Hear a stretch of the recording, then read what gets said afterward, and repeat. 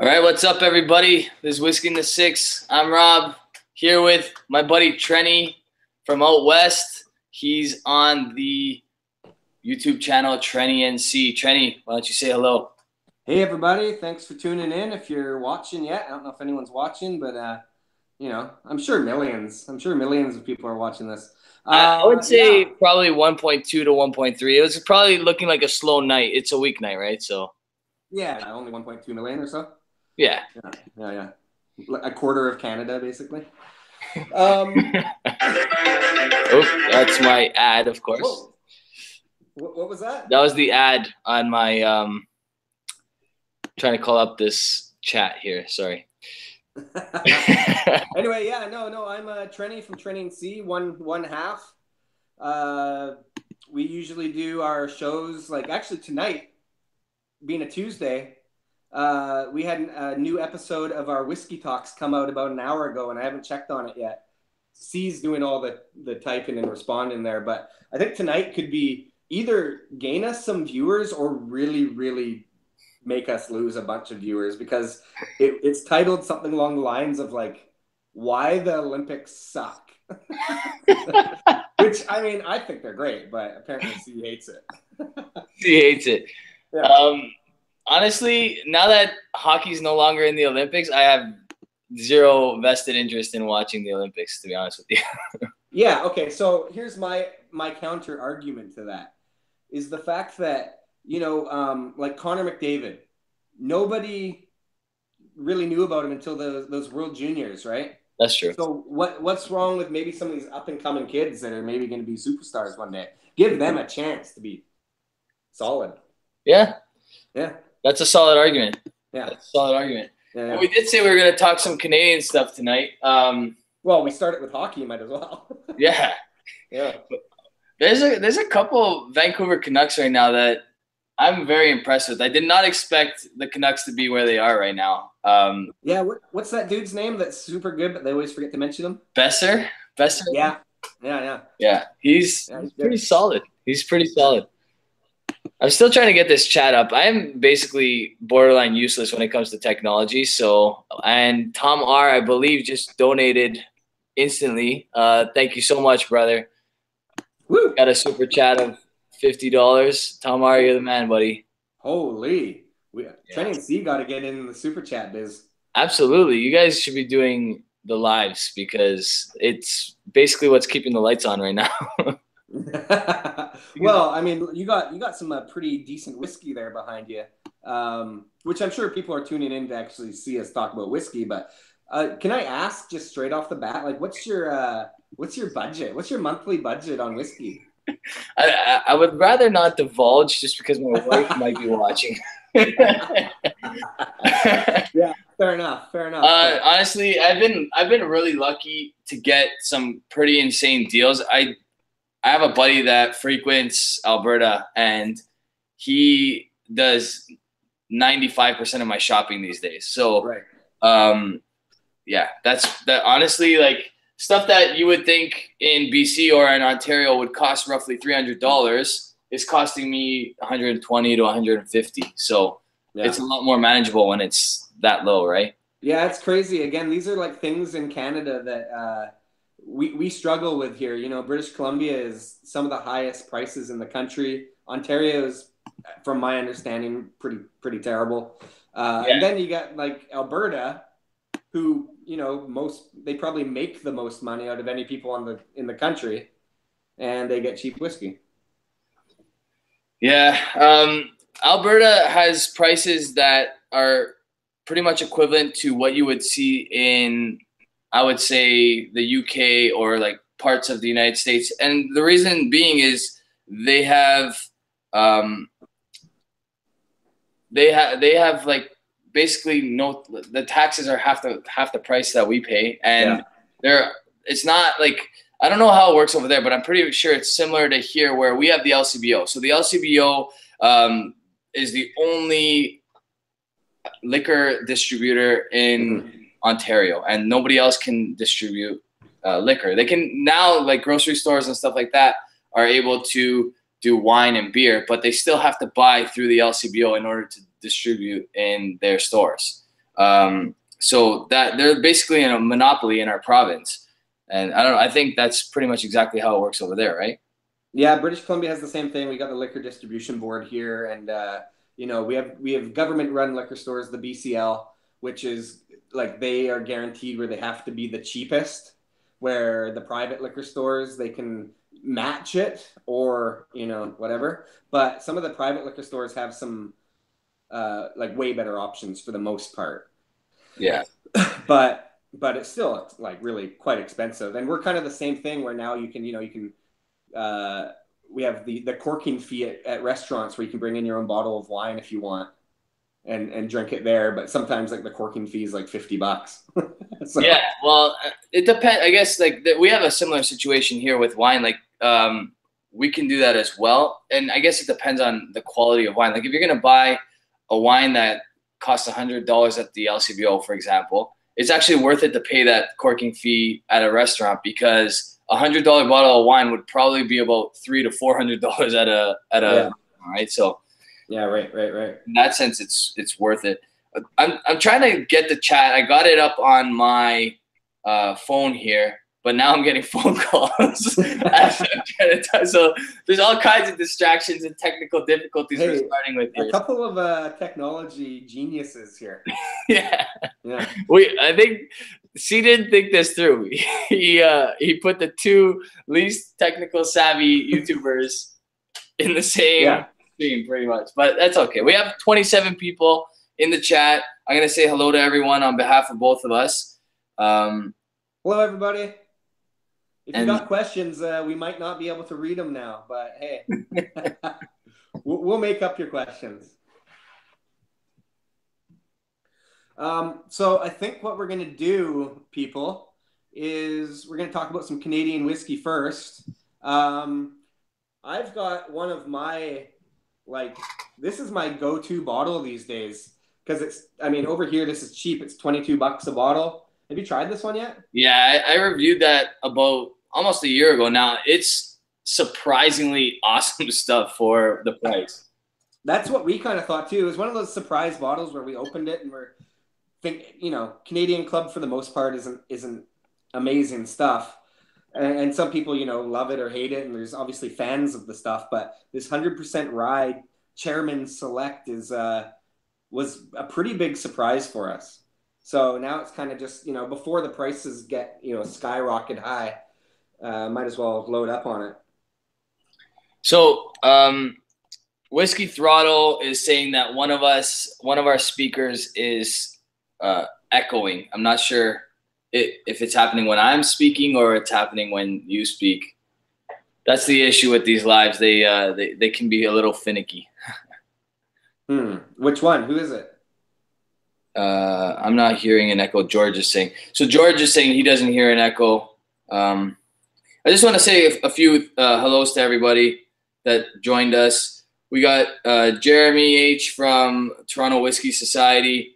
We got Tom R., who generously donated $50 off the hop. He's such a classy dude. We got Justin H. We got George. What's up, George? Go Habs. Let's talk dissertation. He wants to talk about have you tried the dissertation? No, I have not. The dissertation's quality stuff. It's a great Whsistle product. So maybe we'll get into that in a little bit. Tim is in the house.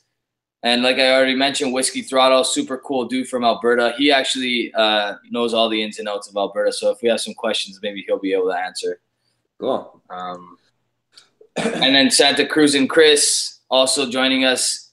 Awesome dude. We honestly, I'm not sure how you guys feel out there. I'm pretty sure you feel the exact same way. But we all, I think we share a lot of subscribers. So we have a lot of people that are commenting on our videos, and we share that. So like a lot of the names that I probably just mentioned, you probably know most of them. Or if it's really cool to be involved in this community. It's amazing how tightly knit it becomes. Whether they're other whiskey reviewers or just people that are super into commenting and what's his name? Anyways.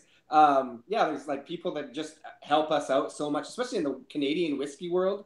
Absolutely. Canadian whiskey is sort of the underdog in whiskey these days. And Peter White, he's a good dude to talk to about Canadian whiskey. That guy. It's funny you mentioned Peter White because I literally just had lunch with him today. He's an Ontario boy as well. So we do a lot of bottle swapping and stuff like that because we're able to, because we live close to each other and stuff like that. So really, really cool dude. It's great.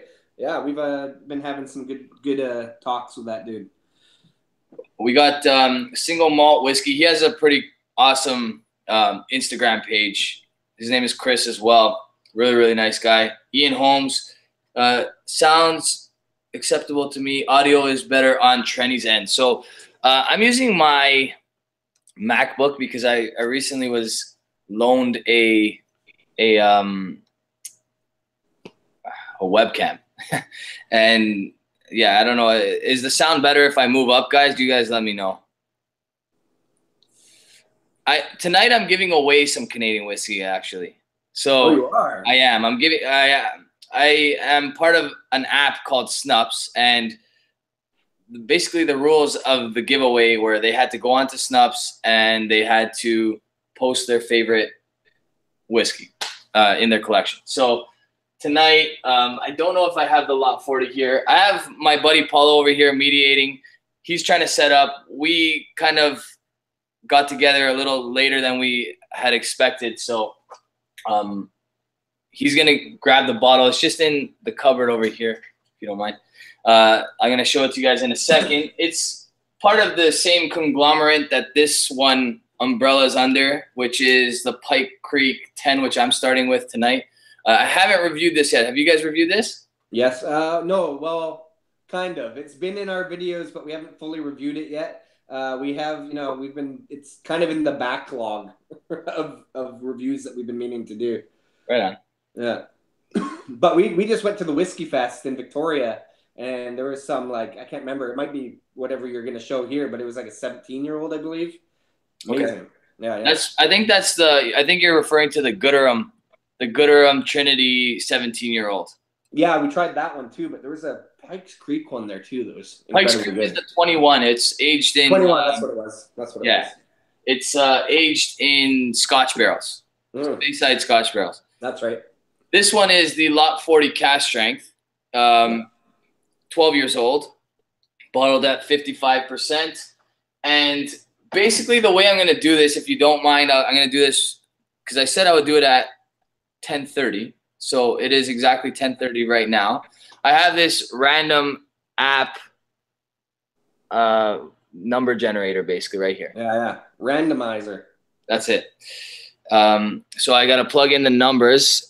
We're getting a whole bunch of glare here. I apologize, guys, but I want to show you guys so that this is done as fair as possible. How's the sound coming in on that side? It's good for me. Okay. That one doesn't count because it was 1 to 99. There's only 50 people in this giveaway. So that's what we're going to have to use. And I'm going to press the randomize button right now. As you guys can see, it's 1 to 50. Hopefully that's coming in clearly. And the number is 1. Number 1. Can you see that? Lucky is that number 1. So number 1, I believe, has just tuned in. All right. And that is Chris, who is Single Malt Whiskey. Chris Q, number 1. So Chris Q will be getting the Lot 40 cask strength. He's out in Alberta, actually. This is probably a little taste of good karma because Chris, when I first started my channel, sent me 4 bottles. He sent me a Glengoyne 25-year-old, 2 Glendronach 18-year-olds, and 1 Glendronach 15-year-old. And wow. I've never been able to even come close to paying that back because that's just incredibly generous. And this gets me a little closer to that now. So I'm glad he won. Oh, that's excellent. Very good, very good. And have you tried the Lot 40 cask strength there? I have. I actually did a review on it not that long ago. It's high quality stuff. Have you tried it? Yes, it's amazingly good stuff. Again at the whiskey festival, we got to chat with Dr. Don about all of his whiskeys, and so we got to try something like the Weiser's 35-year-old, which is incredibly good. The Lot 40 cask strength, the Pike Creek 21. Yeah, a bunch of really really good whiskeys that are all made by Dr. Don. Yeah. Yeah. Honestly, Don is doing some awesome stuff down there. Oh yeah, it was great. Yeah, we got to chat with him and talk to him quite a bit. I think he's in our video that we put out last week of the whiskey festival. Yeah, so we chatted each other's ears off quite a bit. I mean, he was sober, so it was probably mainly me. From what I hear, he's not a man of very many words. So I don't know. I've never met him personally. I've spoken to him over Instagram a couple times. He's eventually going to come on the channel. He said, I don't know. I'll hold him. I'm holding him to it, but I'm not going to hold my breath. Yeah. His dissertation. So the comment earlier about the dissertation, please ask Trenny about JD's smell or Elmer glue and bananas. I don't get it either. That's from Tom R. The Elmer's glue and bananas on the Jack Daniels. Yeah. Do you smell that too when you drink it? Because that's like the first thing that comes to my mind as soon as I smell it. Like it's like, oh, that's the classic Jack Daniels, glue and bananas, glue and bananas. See, I get the bananas for sure. I honestly like I haven't. Have you tried the single cask series? So like the Select, the Barrel Proof, all those. Yes. I love them. I don't know about you, but those I think they're incredible. And the bananas definitely comes through like heavily, like caramelized bananas in my opinion. So for sure. I think what the glue comes from, especially with the younger versions of Jack Daniels, is that it's the fresh white American oak and not being aged for so long. And the fresh oak generally does have those kind of flavors come through, especially if it hasn't been aged for very long. But Absolutely. Then, the longer it ages, if you look at like the barrels, especially in Scotland, where they start to seep that kind of, it almost looks like molasses coming from the seams of the barrel. And that's kind of where that the wood sugars kind of resonate from. It's like the resin in the wood. So I think it gets a little bit sweeter, like you're talking about, like caramelized bananas, when it's a little older. But when it's younger, it's bananas and glue all the way. So we have 40 people in the chat. I think it just went to 39. Maybe it was something I said. Now it's back up to 40. There we go. I think I might review this tonight, the Pike Creek 10-year-old, because I haven't had an opportunity to review it. Spencer Gooderham, the Weiser's Pike Creek and Gooderham ambassador, and yes, the name is actually linked because that's his like great grandfather or something like that. He gave that bottle to me, and I haven't gotten around to reviewing it. So I think tonight I'll actually give this a mark because it is, in my opinion, tasting very, very nice right about now. Bottled at 42%, so not your standard 40% that most Canadian whiskey goes to. And it's finished in rum barrels. You said you tried this one or no? Yeah, we have that one, and it's quite delicious. It's actually, with it being in rum barrels, it kind of has like a tropical kind of note to it. A little bit of that, like the pineapple and coconut kind of thing going on. Yeah, I definitely picked that up.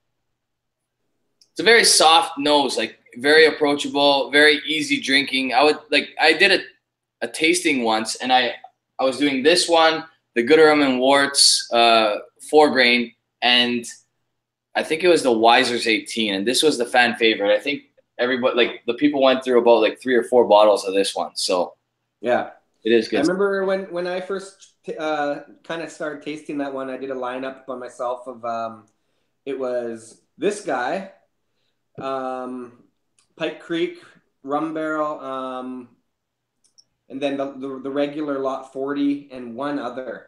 And I think it was the Lot 40 and that one they really, really stuck out.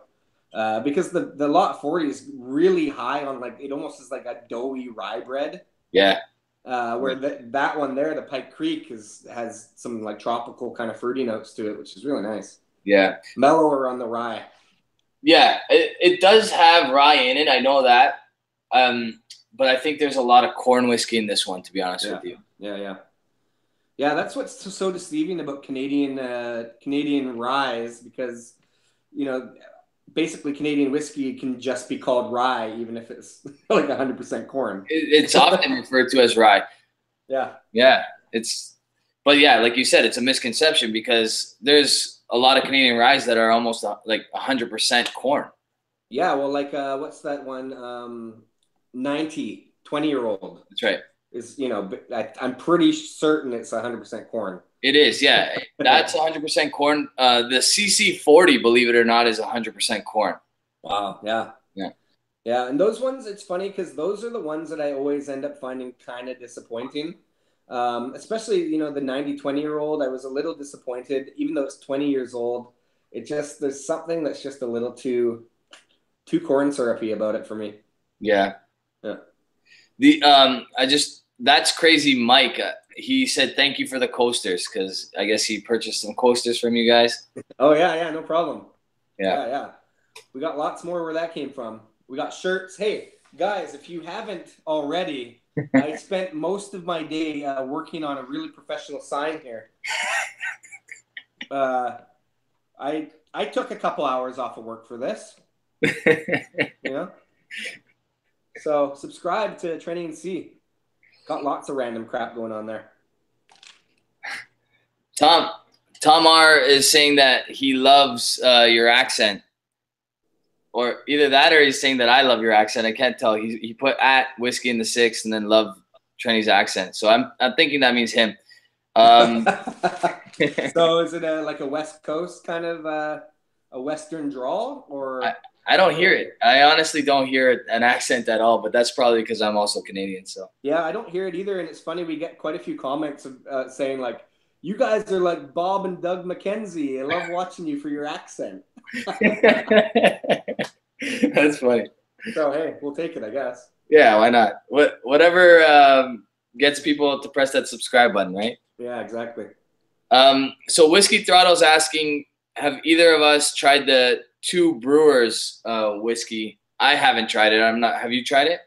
I haven't tried it, and it's too bad because at the Whiskey Festival in Victoria last week or 2 weeks ago, it was there, and we just didn't get a chance to try it. There was like 100 different ones to try, and as much as, you know, I'm all about a lot of these new kind of independent craft distilleries that are popping up all over Canada.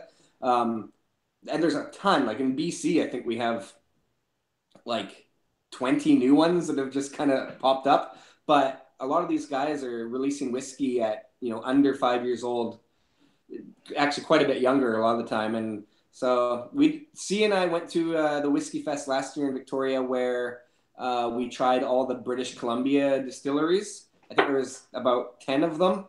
And, you know, a lot of them are really, really good. But they're just releasing their whiskeys a little too young, some of these guys.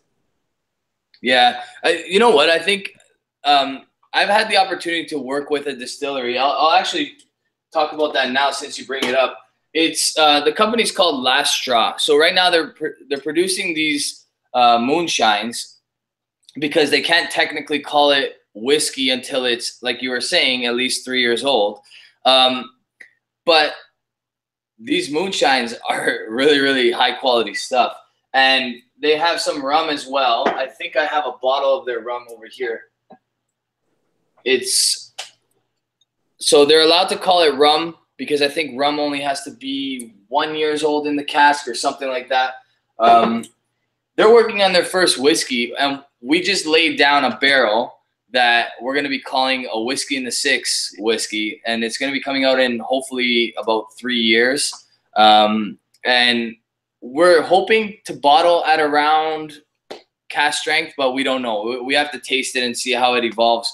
We basically took what I feel would be one of my favorite types of bourbon mash, and we threw it in the mash, and the white spirit is tasting very nice right now. So hopefully in 3 years' time, we'll have a very nice whiskey, and I'll send you guys some, and we can all review it together. Yeah, well, actually, that's a good idea, because speaking of that, we have a distillery that's opened up in my little hometown here called Stillhead Distillery.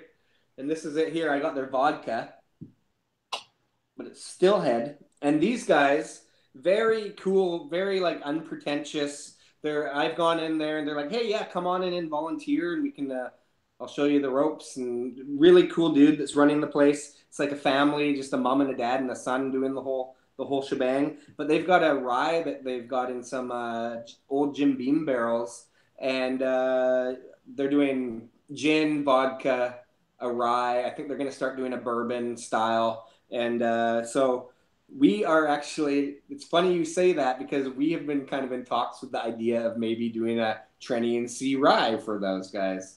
That's awesome. Yeah. Well, so we'll definitely have to do in the 6 and Trenny C whiskeys back and forth and do some reviews in a couple years' time. Absolutely. We've already done a couple bottle exchanges, and we've done a t-shirt exchange as well. Yep. But yeah, that would be awesome to have actually like our own names on a bottle of whiskey, and then review each other's whiskey, and obviously give each other good marks, because of course, 99 out of 100. Yeah, or B or A plus. A plus. Yeah. But actually, that brings me back. Mike, That's Crazy mentions that like keep the prices down, and that's an interesting topic, because you have these small distilleries, and the cost to keep the lights on in these small distilleries is basically like killing these guys. They can't do like keep up with creating a spirit, paying the bills, and keeping the lights on. So unfortunately, what happens is you have companies like Stillwater's Distillery that have to charge $70 to $100 for either their 46% whiskey, which is only about 4 or 5 years old, or their cask strength whiskey, which is about the same for $100. They don't want to charge those prices. It hurts them to have to do that, because they know it's going to close a lot of doors and deter a lot of people, but they don't have a choice, right? I think that's the big catch-22. Like a lot of these distilleries, first impressions are pretty important. And if your first impression is that you taste the whiskey and it's too young, chances are you're probably not going to buy it again, or for maybe another 5 years. So I think a lot of these like kind of craft distilleries, they have to expect that they're going to be producing at a loss for a little while there, but also at the same time, the smart guys, they start producing gins and vodkas and things like that, because you can produce it within a couple of days or a month or whatever, and actually have some products to release. So for example, these guys literally opened their doors just this summer, and they're releasing these vodkas, which are really good because it's 100% wheat. And then their gins, which are also quite good. So they're actually putting a product out there for a while before they actually can get their ryes and bourbons and things like that on the shelves, which you kind of got to do. But you're going to, I think these new companies, it's just like opening a restaurant. You got to expect to maybe take a hit for the first little while. Yeah. Yeah. These guys at Last Straw is doing a similar thing. They have this rum called Blackstrap. It's just a white rum. They have a vodka, I think, as well, and they do have a gin. So they're doing what it takes to produce some sort of revenue and continue it going, so that they can make it to the days that they can release whiskey. Because the first 3 years are a grind for any distillery. We have one on the island here that is. It's called Shelter Point Distillery. And what they kind of did to start it was they had people buy into their casks. So they would, sell their casks for, I can't remember exactly the price, like $10,000 or something. And then groups of people would buy those casks. So they'd already have that kind of capital to go on. And they aged it for 5 years. And then every year after that you want to continue to age it, you pay kind of a premium to keep it there. But they've ended up putting out some amazingly good single malt whiskey, and it's very like Speyside kind of fruity sherry style. Very, very good stuff. And that's encouraging because Vancouver Island is, with all these distilleries popping up, we're already known for our craft breweries and beer. So it'd be nice to like make Vancouver Island like another kind of Speyside. Well, I think Vancouver has all of the like environmental tools to have an incredible environment for distilleries because people love the Isla type Scotch, right? Right. Vancouver Island is surrounded by ocean, and because of that, I'm not mistaken with my geography, right? they're surrounded. Yeah, you're right. You're right. Yeah, because of that, you're gonna get all that like briny, salty note from the ocean spray and like keeping it close to the shore and all those types of things that we love about Scotch. So if the right distillery comes around and opens our eyes to that and becomes one of the first distilleries in Canada to use peated whiskey, I think that's going to be an incredible thing. Well, it's interesting because, you know, like where we're from, we're on like specifically Vancouver Island, which is, have you ever been out here, by the way? I haven't. Unfortunately, no? I have not made it out west or east. Oh. I've only gone. I mean, Vancouver is one thing because it's just a big city. And I mean, it's right by the ocean too. But Vancouver Island is, you know, very dense forests. And so people that are starting to age their whiskey in like these sort of old dunnage warehouse style things also have, you know, lots of cedar trees and different like kind of pine trees and things like that around. So it's creating just the terroir of our area is kind of creating a unique single malt compared to, you know, a lot of different places. Like some of the single malts in Taiwan, you know, they age really, really quickly because of their climate. Ours actually is kind of the opposite. We don't age as quickly, but it, you know, soaks in all these briny kind of forest notes, which is really, really good. Yeah. Like, what's the lowest temperature that you guys would get on a like your coldest winter day? The coldest I've ever experienced in where I live is -11. Okay, so -11. I mean, it was probably -20 in Toronto today. So -11 is cold, but like in Scotland, I think the coldest it gets is close to 0, maybe a little bit below. I'm not 100% sure. Yeah, actually, Scotland and the west coast of Canada have very, very similar, like craggy rocks and bluffs and things like that. They're very similar. Lots of rain, mild climate. Yeah, lots of fog, lots of rain, lots of just kind of ocean mist. So Whiskey Throttle is correcting me. He says that Two Brewers has already made 2 peated whiskeys. So I didn't know that actually because I've not yet to try Two Brewers. There is a question for you. Can you ask Trenny about his most recent video on the best 12-year Scotch and how he thought it turned out after reviewing it? Well, when we do those shootout style videos, it's usually one of the last videos of the night, and I think they always turn out like better than we thought they did because while we're doing it, it's just basically sitting there getting super drunk, which is fun. I thought, you know, that video I thought was pretty fun to watch. It's one of our like most recent like really fun videos, but I think the actual like conclusion of it ended up being Belvenny Doublewood versus Old Pulteney 12-year-old.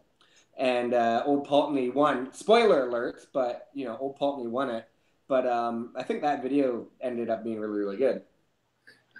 I mean, we think they all kind of are sort of okay, but some get better responses than others. Yeah. Well, that's definitely true. I just want to point out that Tom is just a ridiculously generous guy and donated another $25 and told me to use that to buy my wife flowers. I guess he can totally see my wife's issue with probably me doing a live at so late, I guess. I don't know. Yeah, and you know, it's Trenny C are also accepting whiskey donations.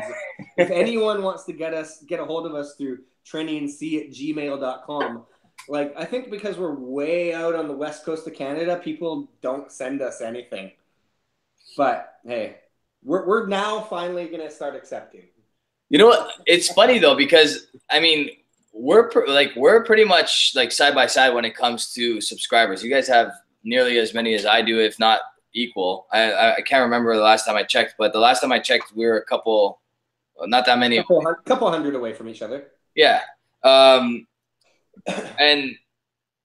I don't know. I find it hard to believe that like companies are not approaching you guys and stuff like that, because like, I don't know. Not that I get a lot of companies approaching me, but once in a while, I mean, the little bit does help, especially because I'm doing this by myself.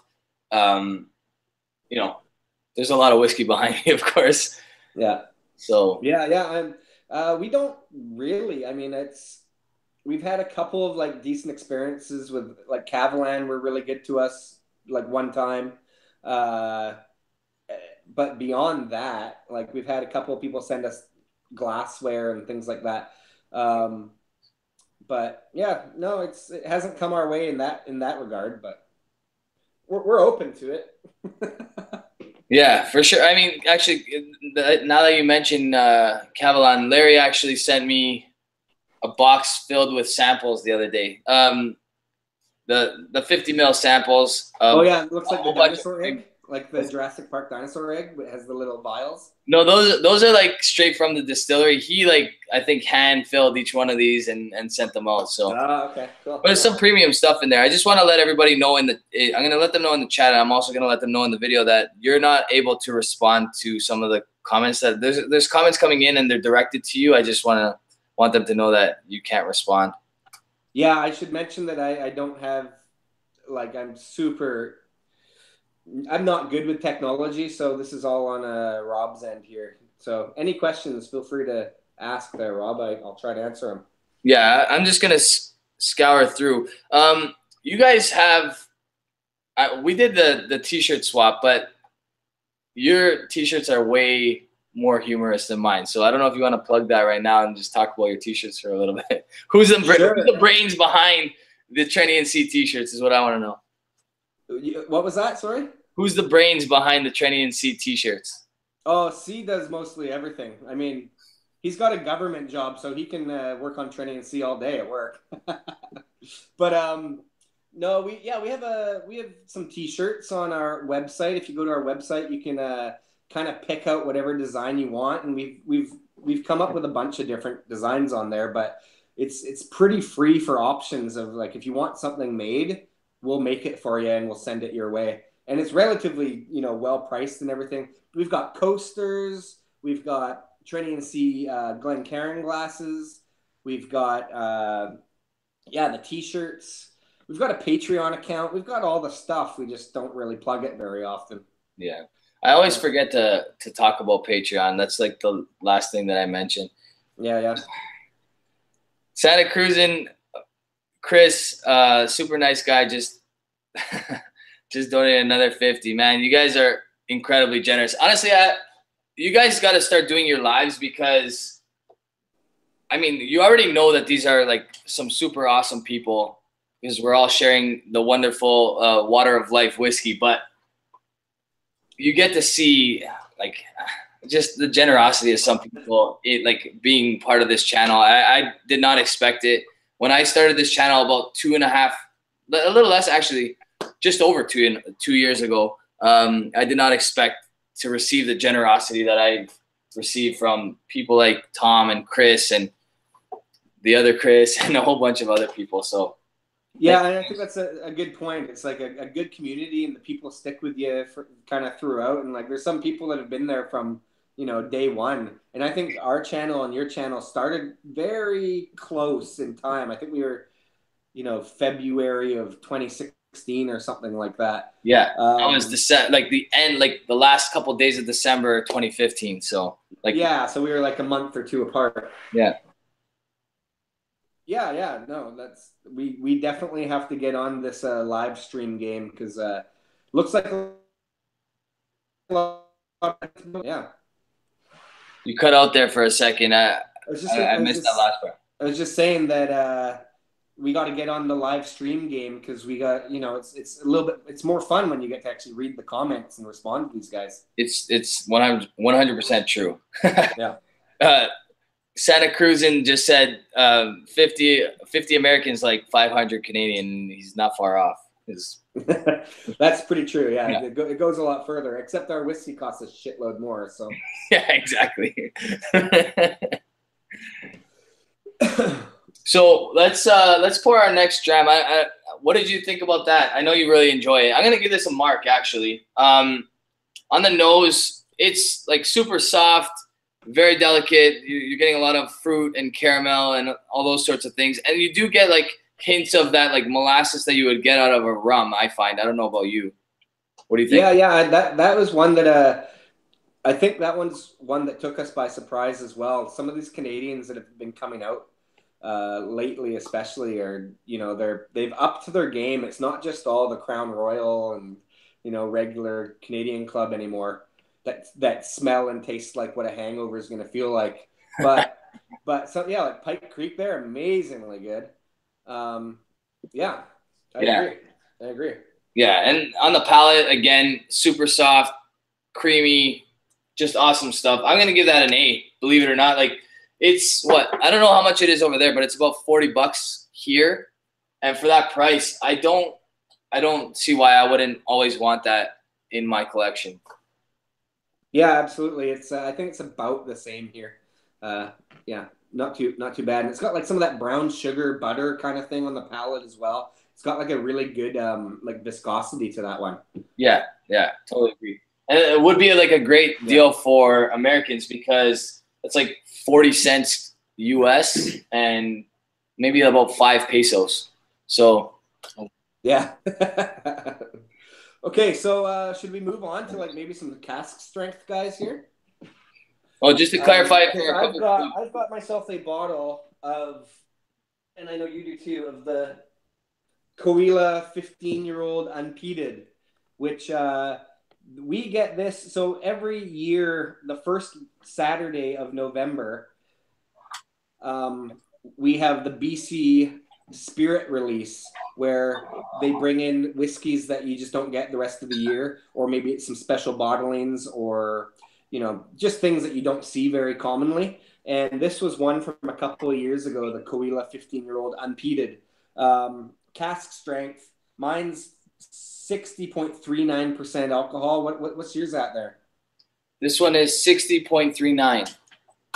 Yeah. So probably the same exact same batch one. And everything. Yeah.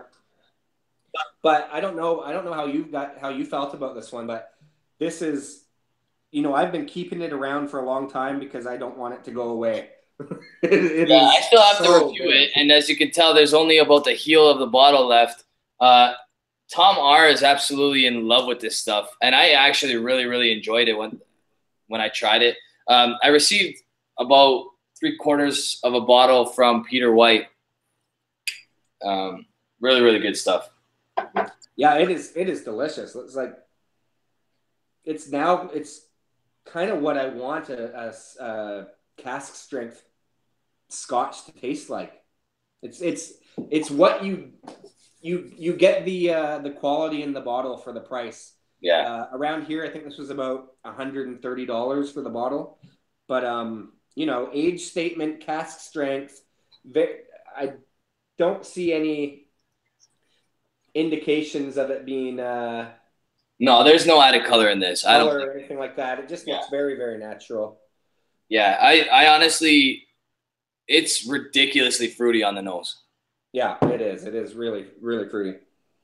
And I think some of these like Isla style peated whiskeys, like when they release them as unpeated, they shine on their own. Like sometimes peat is a way to cover up a rushed spirit that might be a little hot, and that's not the case with these guys. Yeah, absolutely. I agree. Sometimes peat is used to kind of mask the, I don't want to say lack of quality, but you're looking at a little bit of like a lack of quality sometimes when they just like fill it with that peat flavor and smell. And it's okay because it works for a peated whiskey, but you can't get away with that without that peat. And this is just crazy stuff. Exactly. It's kind of the same idea as like really like an IPA in beer. Sometimes, you know, using a lot of hops is a way to mask like a not amazing beer. But yeah, this stuff is just so good. There's some nice grassy notes to it too. Really fruity. Yeah. Some lemon salt on the nose. It almost has like a tequila salted rim kind of a nose to it. I'm also getting like a melon, like a lot of melon on the nose. Mm-hmm. Yeah, very much. Mark from Whiskey Whisky. I don't know why I can't speak today. Mark from Whiskey Whistle just joined us. I don't know. I'm tongue-tied. Again, everybody, thanks for joining us tonight, and leave some comments. I mean, I can't see them, but any questions, just let us know. Mm-hmm. Now, Rob, when you're tasting some of these cask strength whiskeys, especially for the first time, do you spend quite a bit of time with individual glasses, or do you compare them to other ones at the same time? So I guess we all have our own little process, but I try to, if I'm going to do a cask strength whiskey, I'll try to start with something low ABV. But depending on the night and how loud the kids were at school, sometimes I'll just dip right into it. So often what happens is a new bottle in my house doesn't last unopened very long anymore. It used to last until I finished. Before I started my channel, I would finish a bottle, then start a new bottle, finish that bottle, start a new bottle. That never happens anymore. Almost every single one of these, if not every single one of these, are open behind me.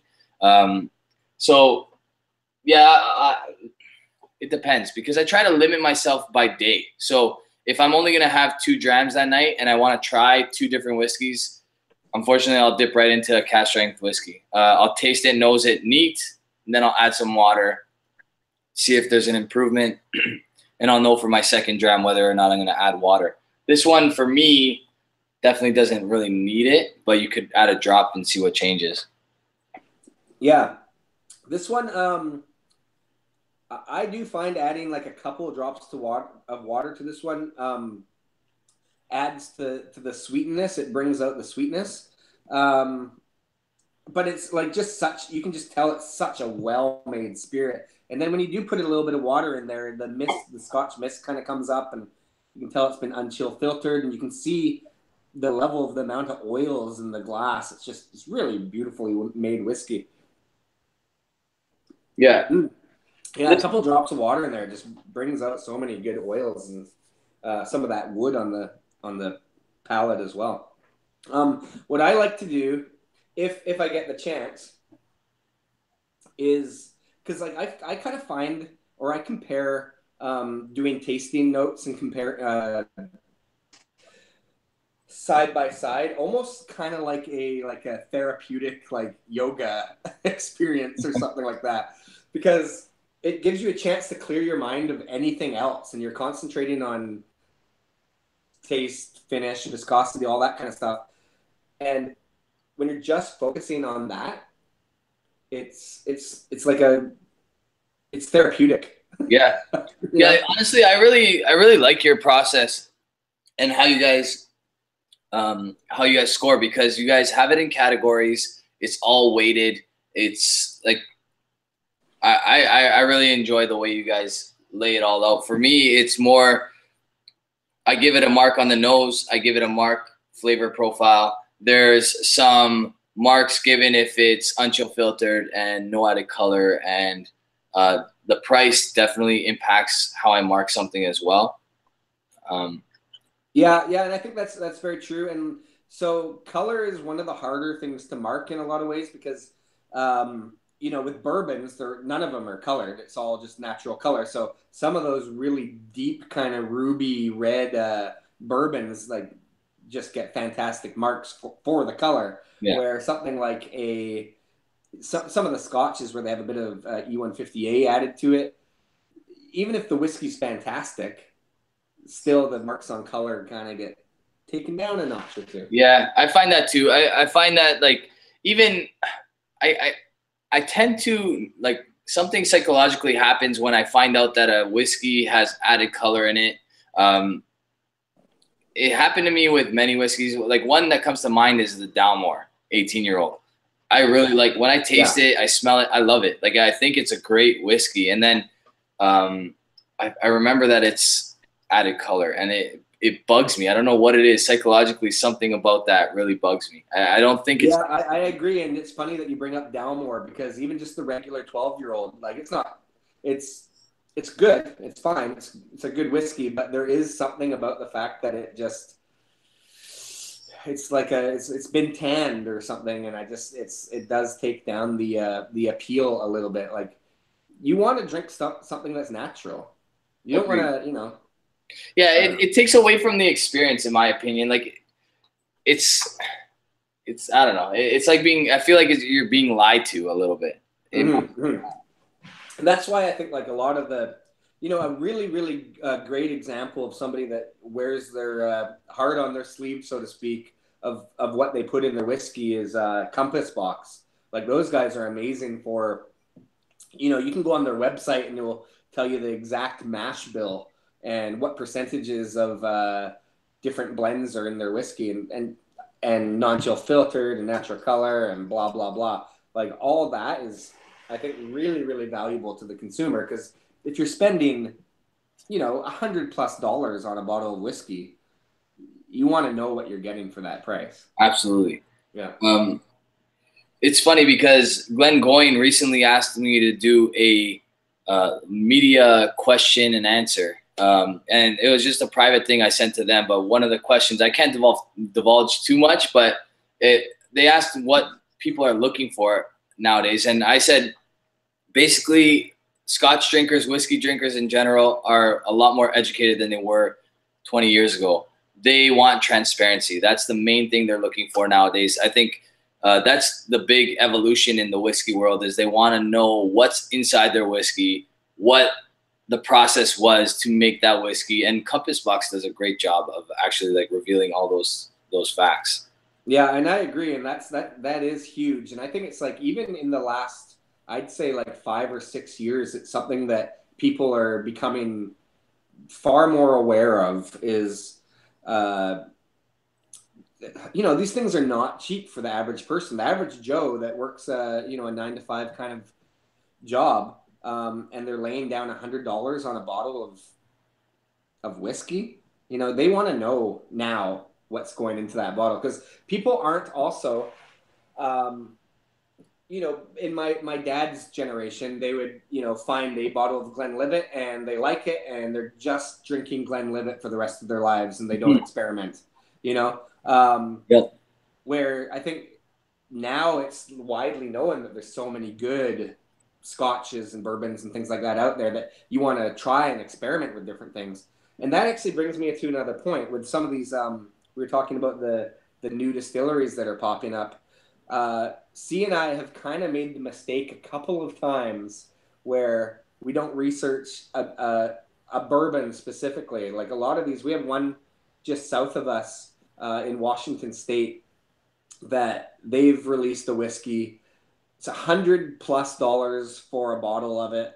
And, you know, when you're spending that much, people sometimes equate price with quality. And then we opened that bottle and it was just almost not drinkable. And I mean, that does not happen very often. Yeah, this bottle was honestly just not something that you want to drink. Yeah, I think I remember that review actually. It was a while back. It was about a year ago, wasn't it? I don't know if we reviewed it, but we did unbox it, and I think we were both just like, oh, what the hell? Maybe there was another bourbon that you guys kind of felt similar to. I'm not, or maybe. Oh yeah, that's right. It was the unboxing actually. Sorry, you didn't review it, but I know exactly which one you're referring to. Yeah, I don't want to mention too many names because I think we hack them too much. But some of these, you know, again, it's that same thing where they release whiskeys at 6 months old and call it a bourbon, and it's just, I don't know. Drinking Caveman just tuned in. He says he doesn't put weight on color. anymore. You know what? It's a losing battle. The only ones that are not allowed to do it are the people that want to call their whiskey straight bourbon from the United States. And really, many of the major companies use added color. Many of the Canadian whiskey companies use added color. It's sad, but it's a fact. Like, I'm pretty sure this Pike Creek 10-year-old has added color in it. Not much we can do about it. Well, I mean, question for you earlier. I wanted to. I think I lost it though because we got caught up in our conversation. We were getting passionate. I like your passion tonight, Trenny. You're really bringing it. Thank you. Well, I've had a couple of drams now, so. We're up to 47 viewers. I think we've been kind of hitting the 47 mark and then going back down and then hitting the 47 mark, which is a pretty good night for a Tuesday night. It was Keenan who said, how many bottles does Trenny usually have open? So that's your shelf behind you. How many bottles? Oh, okay, well, so this is at my house, and I don't have a ton here. Most of my whiskey, because at Trenny C we got double the buying power, so we kind of go in on bottles together, and at this point, like, it's all just our whiskey. So most of it's at C's house, but I think, like, at this point right now, we have a couple, like 100+ bottles of whiskey, and I'm fairly certain none of them are still not open. we unbox furiously and release those videos on Saturdays where we do unboxings, but I think pretty much all of our whiskey is open at this point. We have a couple that we are saving just for, not really saving, but just ones that you can't get anymore. So maybe 3 or 4 of those. But besides that, all of our bottles of whiskey are open. And after a night of filming, it's kind of fun to just go in and delve into some of the ones that you haven't tasted in a while. Yeah. I'm going to ask the same question to you, Rob. How many do you have? Do you have a collection that you have unopened that you're saving? So I do, actually. What I try to do is buy 2 of each. Now, I'm not always able to do that, and the ones that I'm unable to buy 2 of, I open at some point. So I think the only one in my bunker that I haven't opened or don't plan on, or, well, I do plan on opening it. Actually, there's a few people in the chat tonight that really want me to open it. It's the GlenDronach 25-year-old Grandeur. It's the batch 007. I really want to open it. I think I might open it live at the end of my GlenDronach series, which is, I guess that's a special occasion, right? Like, all of our buddies that watch us on a weekly basis will be there. So I think that's special enough. And yeah, that's really the only one. But I have probably bunkered about, I want to say, 30 bottles. So not a huge collection. I have opened between here and upstairs when, like, the way I do it is the bottles I'm going to review sit on this table. The bottles that I've already reviewed come upstairs where they're easy access for me to continue drinking. So I don't know, about 60 bottles open. Yeah.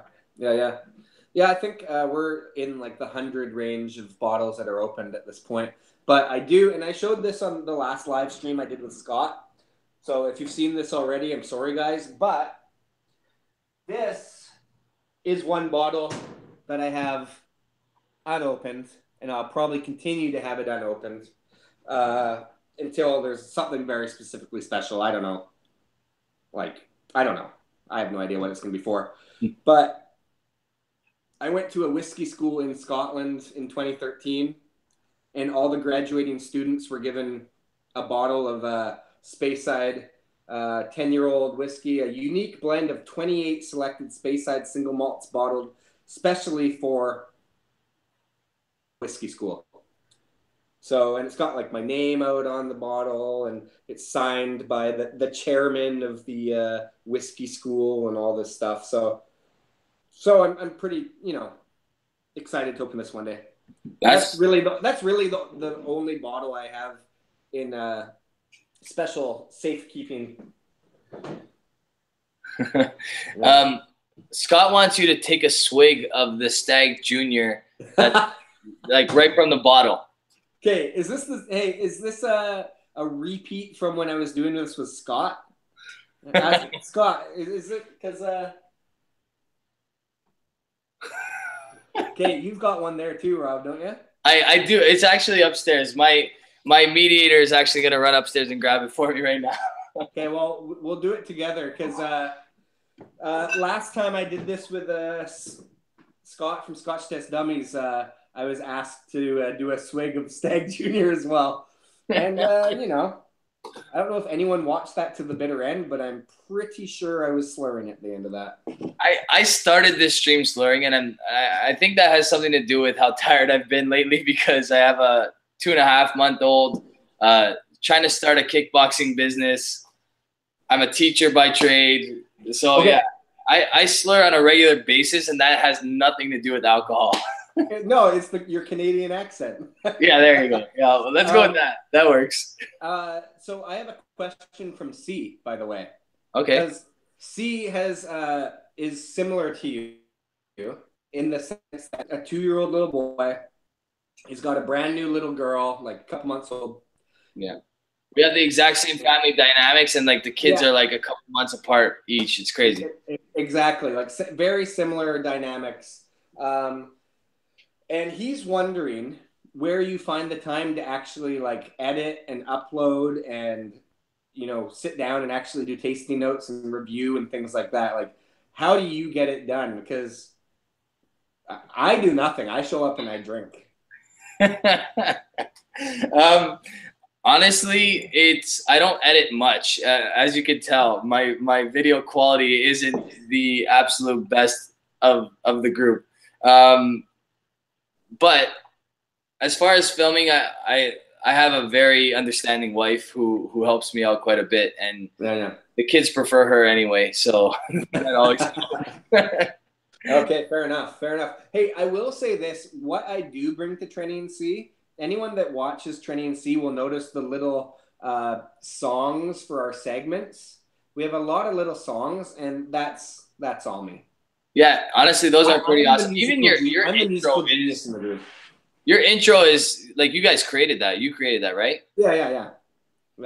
Like that's pretty awesome.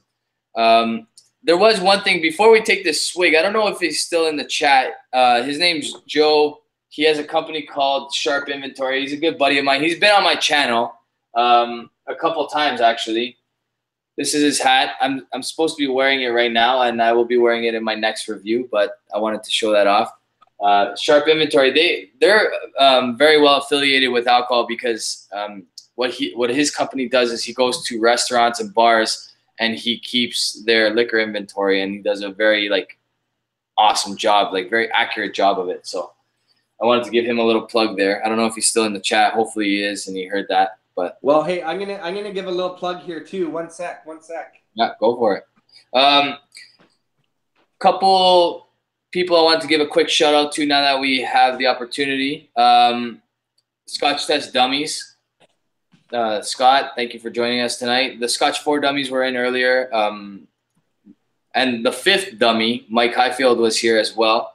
So thank you. Was it Mike? Yeah, I think so. Whiskey Whistle was in the house, and I think I haven't missed anybody, but maybe I have. Drinking Caveman, Malted Man Cave as well. Keith, I want to give him a shout out. I think I misspoke when I said his name the last time I did a live, and I wanted to correct that. Okay, so here's my little plug and shout out. We have in the beautiful Cowichan Valley, we have this brewery called Red Arrow, and it is seriously some of the best beer ever. And I don't just buy it because I live here, but I buy it because it's actually delicious beer. And so if there's anyone watching from the West Coast that can get to the Cowichan Valley and try some Red Arrow beer, those guys are passionate about what they do, and highly suggested if you can get it. Yeah, honestly, I don't know about like I know you were saying that there's a lot of distilleries, but I didn't catch if you said there's a lot of breweries popping up. But there's microbreweries popping up at like every corner in Toronto. It's pretty awesome actually what's happening with beer. Yeah, it's interesting because like with the breweries, especially in Victoria, like there's seriously, my parents live in this area that has kind of behind is an industrial area, and I think every single corner has at least one brewery on it. Like there's probably 15 different breweries just in like 2 blocks. And it's a funny world right now with the brewery world because there's so many of them, and it seems like it'd be hard for them to have competition. But it's kind of like it's like a cool thing now to collect growlers and collect these bottles and try everything. So they all seem to be keeping afloat pretty well. Yeah. The distillery that I'm in talks with working with, he was telling me something about a tax, and the way that tax works is breweries are only allowed to produce a certain amount of whiskey or beer. Sorry, once they pass a certain threshold, they get taxed an alarming amount of money. So they all try to stay under that. So in the meantime, I think a lot of them are going to be converting to distilling whiskey. So we might see quite a few whiskey distilleries in Canada in the next few years. That's for sure. Oh yeah, I bet in the next 5 years it's going to be nuts. So are we doing the shot of? Let's do it. Let's do it. I'm a little scared. I'm not going to lie. I'm actually a lot of scared. What's your bottle at there? What's the percentage at? I got the 64.75, so 129.5 proof. Okay, I got the 65, which is 130 proof. All right, so at the end of this, let's see. Yeah, cheers. Bottoms up. You go first, because then we'll see you first. I feel like that's a trick. I think we should count to 3 and do it at the exact same time. No tricks here. Okay, ready? Cheers. 1, 2, 3.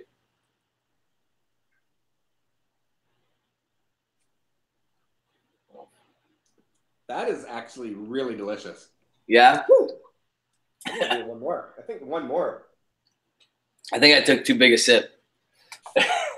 Woo! Man, that is really good. Well, now 43 people know not to share that bottle with either of us. Oh, I'm sure there's enough alcohol that it disinfected anything we might have. That's true. That's true. Yeah. What are we drinking next? Are we going to go with the Abana? The Avalur?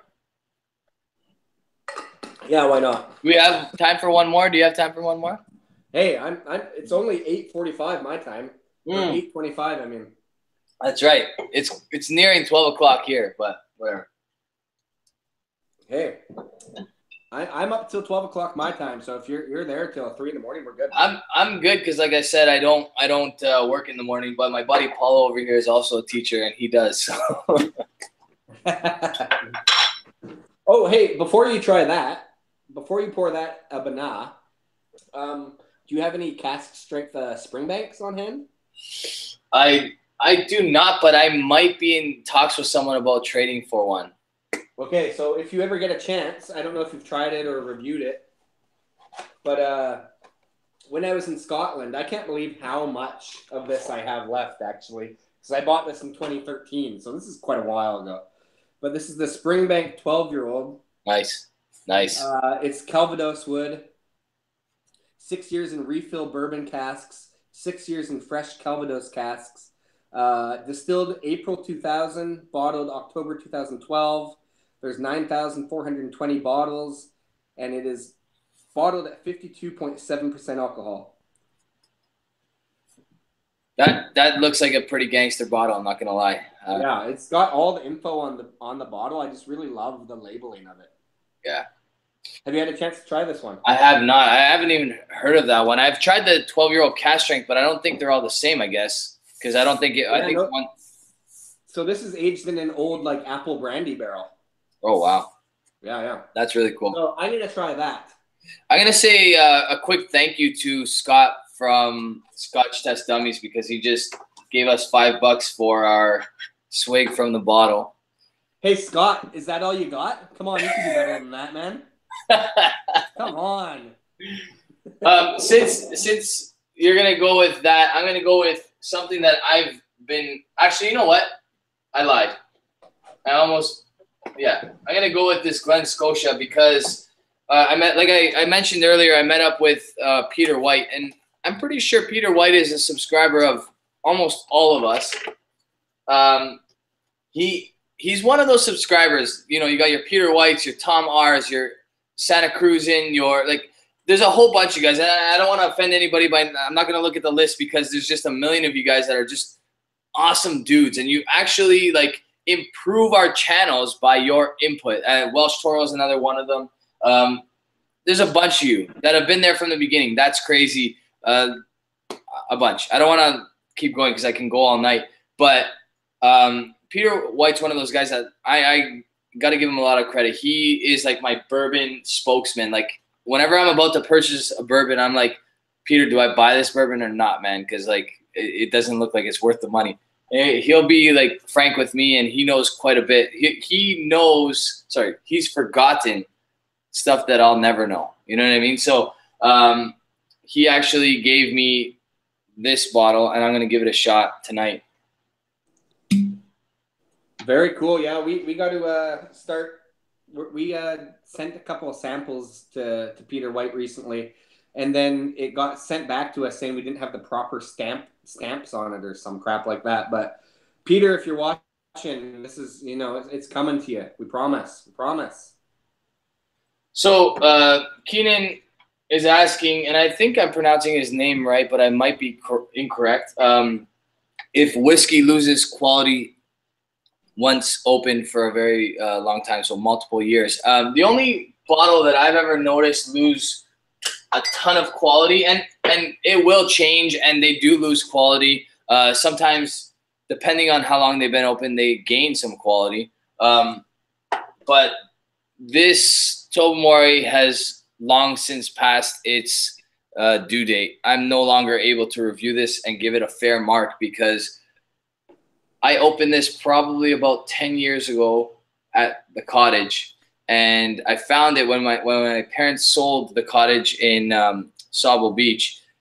I found it in the drawer, and I pulled it out, and I was going to review it. This was probably about 1.5 years ago, and then I tasted it, and it wasn't quite right. It definitely wasn't what it used to be.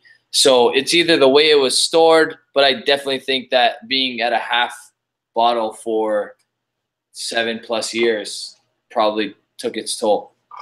Yeah, and I kind of want to just add to that too. Sometimes, the corks in these bottles, they can get a bit fusty and have a little bit of a different growth that can grow on them if they're not stored properly, or they can dry out completely in the amount of oxidization that goes into it. Or if depending on where you're storing these bottles, I tried a bottle semi-recently where the guy, he kept it in his laundry room, and it had this kind of soapy, bounce air freshener kind of taste to it. And I think that's partly, can degrade your whiskey a little bit. Yeah. So it's not common, really. I've had what I'm tasting here open since 2013. Wow. And the quality is still amazing on the nose. Do you use those wine preservers or anything like that? I never personally have. I've seen quite a few people that do use them and like them. And I don't know. To be really honest, for the most part, whiskey doesn't last that long around my house, Some of them I keep for long periods of time because I'll never find them again, like the Springbank Calvados cask. Exactly. Yeah. However, most of them, they're gone within 8 months or something like that. Yeah. You and I did a bottle exchange not that long ago, and I still haven't got to the Cavalon X Bourbon Oak, which I do plan on getting to.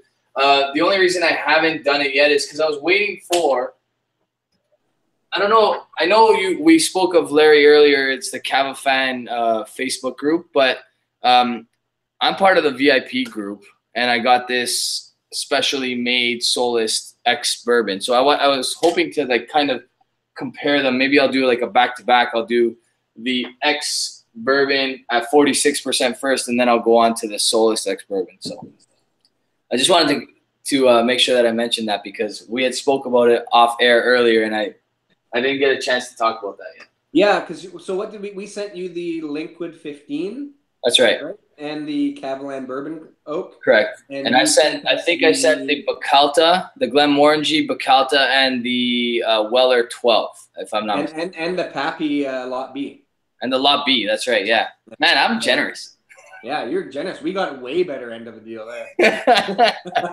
Actually, but really, like, I don't know, the Liquid 15 ended up being one of my favorite whiskeys that year. I loved it. It's awesome. Honestly, it makes me want to buy more Linkwood, especially by Gordon MacPhail, because I think they're producing awesome stuff. And I don't know why they're lesser known, because they're one of the oldest distilleries. So it doesn't make sense to me. Yeah, well, I think it's one of those kind of one of those things where it's one of those single malt distilleries that sells their spirit to blenders for the most part. Yeah. But the other thing with Gordon MacPhail, those guys put out the old malt casks. The ones that we've tried have been phenomenally good. My whiskey of the year this year was a old malt cask Lafroig 1994, bottled at 50%, natural color, no chill filtration. It is seriously, I don't know actually if another whiskey will top it. Like it's probably my favorite Scotch or any whiskey I've tried ever in my life. That's scary to think that, because I mean we're both, I'm not sure how old you are, but I'm guessing we're around the same age, and I feel like we're both relatively new to our whiskey journey. So to find the best whiskey that you think you'll ever try already is kind of scary. Well, that is scary. So it's the best whiskey I've tried to date. I'm hoping I don't become jaded and bitter, in the next couple of years, because nothing will touch it. But, it is one of the best I've tried in many, many years. And I'm sure there's ones out there that are, going to blow my socks off. But yeah, that was a real surprise, that one. So that's crazy. Brings up a good point. Tom R says he's going to a tasting where he's going to get to try the Highland, or he might get to try the Highland Park 25-year-old. I reviewed that this year, and I was lucky enough to get it at an Alberta price, not an Ontario price. The Alberta price has since gone up. So now in Alberta, they're around $650. There's very few stores, if any, and if anybody knows about them, you can feel free to share them with me. But very few stores that have them at the old price, which was around $400. Now they're around like $650. So that's crazy. Asks if the Highland Park is $650 good. And that's always hard to answer. And I think that's the main reason why I didn't put that as my whiskey of the year. I put the Bal Blair 25-year-old. Head to head, I'm not sure what would score better in a blind tasting, but the Bal Blair, I paid $160 for it. Whereas the Highland Park, like most people are paying close to $900 Canadian for that. So, I mean, price obviously is going to be a factor. And if price is no issue for you, then yeah, Highland Park is $650 worth. But I think that brings up a pretty good argument, actually, is the fact that there gets to be a point where even $100 is you're pushing $100 for price for quality sometimes. And some of these whiskeys that are like $35,000, where do you draw the line for quality versus just the aesthetic of owning something? And I mean, it's just like any antique or collectible, I suppose. And a lot of these bottles are not going to be opened. However, what's whiskey for besides drinking, really? Right. So at what stage do you draw the line where the price is just too exorbitant for what the quality is in the bottle? I mean, I personally, we bought the Michter's 10-year-old, and that was $225 or something like that. And it is a great whiskey. It really, at first impression, we weren't very impressed, but as it opened up, became really, really, really good. However, it's still like, is it really worth the price, especially for something like a 10-year-old? Yeah, I mean, it's all a matter of your circumstance, like, whether or not you can afford $100, whether or not you can afford $600. For some people, $5,000 is a joke. They'll drop that on a Macallan M and not even blink. And then for them, that's their everyday whiskey. You know what I mean? But obviously, that's a small percentage of people. I'm just saying, like, there are people that think $30 on a whiskey is no more than they want to spend. Like, you know what I mean? That's exactly what they want to spend. And I think that's a fair point. And it's when the Macallan M becomes an everyday whiskey, then it just does become a matter of like kind of showboating, but you have money, Yeah, for sure. I don't know, because I've found as much pleasure in a Highland Park 12-year-old as I have in something that people tell me is 25 years old and costs $300, $400. Yeah, I honestly, like, depending on the whiskey, like, for me personally, I find money zone is between 12 and 18 years old. After that, it has to be something really special. The Bow Blair 25-year-old does that for me. The Highland Park 25-year-old does that for me. Glenlivet 25-year-old doesn't do that for me. Like, I didn't understand why that was $350 when I liked the 18-year-old, which was $120 at the time, so much better. Yeah, I agree. I mean, around here, so like the Highland Park 12-year-old versus the Highland Park 18-year-old, we don't get the 15 here, but the 12-year-old is about $75 a bottle, and the 18-year-old is now pushing $200.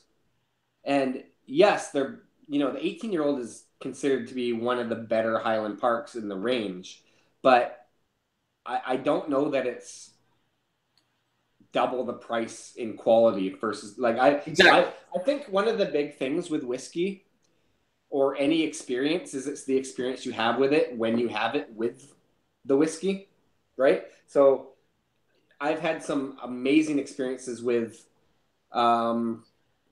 what's a good example? Like Aberlour 10-year-old, where it just reminds me of a certain time and a place and a smell and a vibe and a feeling. And you can get that for like $45. Exactly.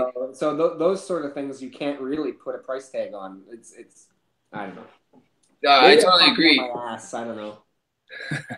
Honestly, I totally agree. Actually, Spencer Gooderham, he's the ambassador of Corby's for my area, and I think it goes out to like Newfoundland, East Coast, basically. And he made a very good point.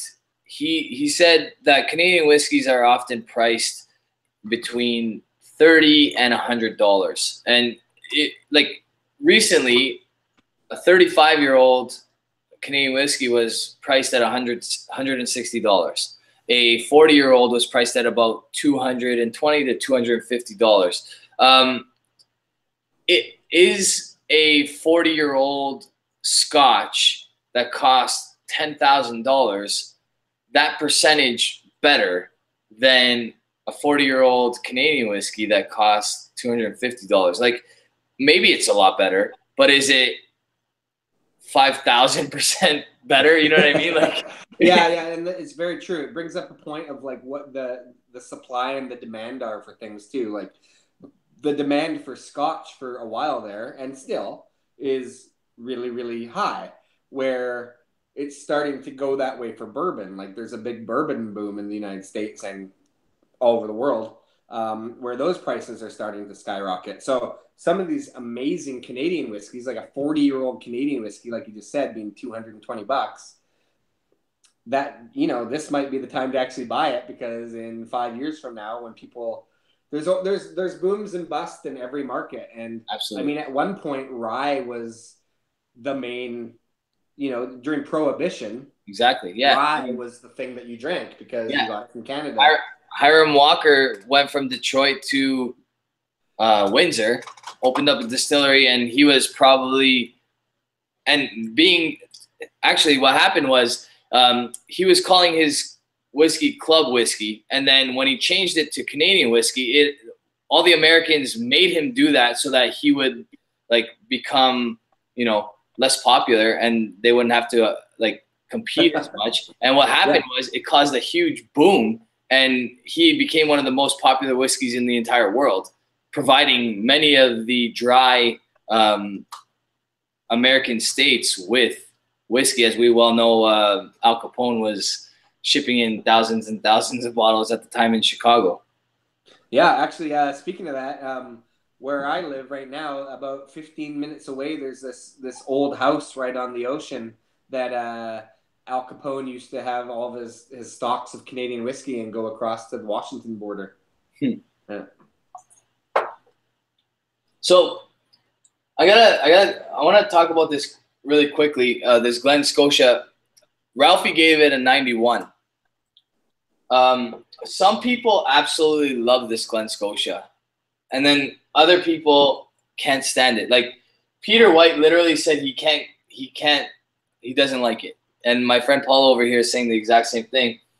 I feel like there's something about it that you either love or hate, because I actually really like it. So I'm not 100% sure, but I can definitely I think it's like that sour maltiness that might throw some people off, to be honest with you. Yeah, I mean, but Ralphie also gave Arkansas Rocktown bourbon like a really high mark, and that is easily one of, like, we don't want to really harsh on whiskey too much, but yeah. I think Trenny C are probably planning on doing we do lots of like the best of, and what's the best, and what's the whatever. I think we're going to do what's the worst at some point. You know what? That would definitely get you a lot of views. I'm telling you. What's that? That would definitely get a lot of views. Yeah. Well, have you tried the Rocktown? I haven't. No, I mean, doing what's the worst whiskey would definitely get you a lot of views. Yeah. Well, I mean, that whiskey is the reason that video would exist. Honestly, I don't know if I've tried maybe this Trailer Park Boys back here. I tend not to review whiskey that I really don't like, and this is falling into that category. Yeah, I mean, that's the same thing. Like, it's hard to recommend things that you're like, oh God. But yeah, I mean, it doesn't end. But okay, having said all that, it doesn't happen all that often. It's maybe 2 or 3 times in my life I've tasted a whiskey and gone, whew, I can't actually drink this. Jeremy says that Ralphie will give anything with an age statement of 90. It's kind of funny. Ralphie? Who's Ralphie? I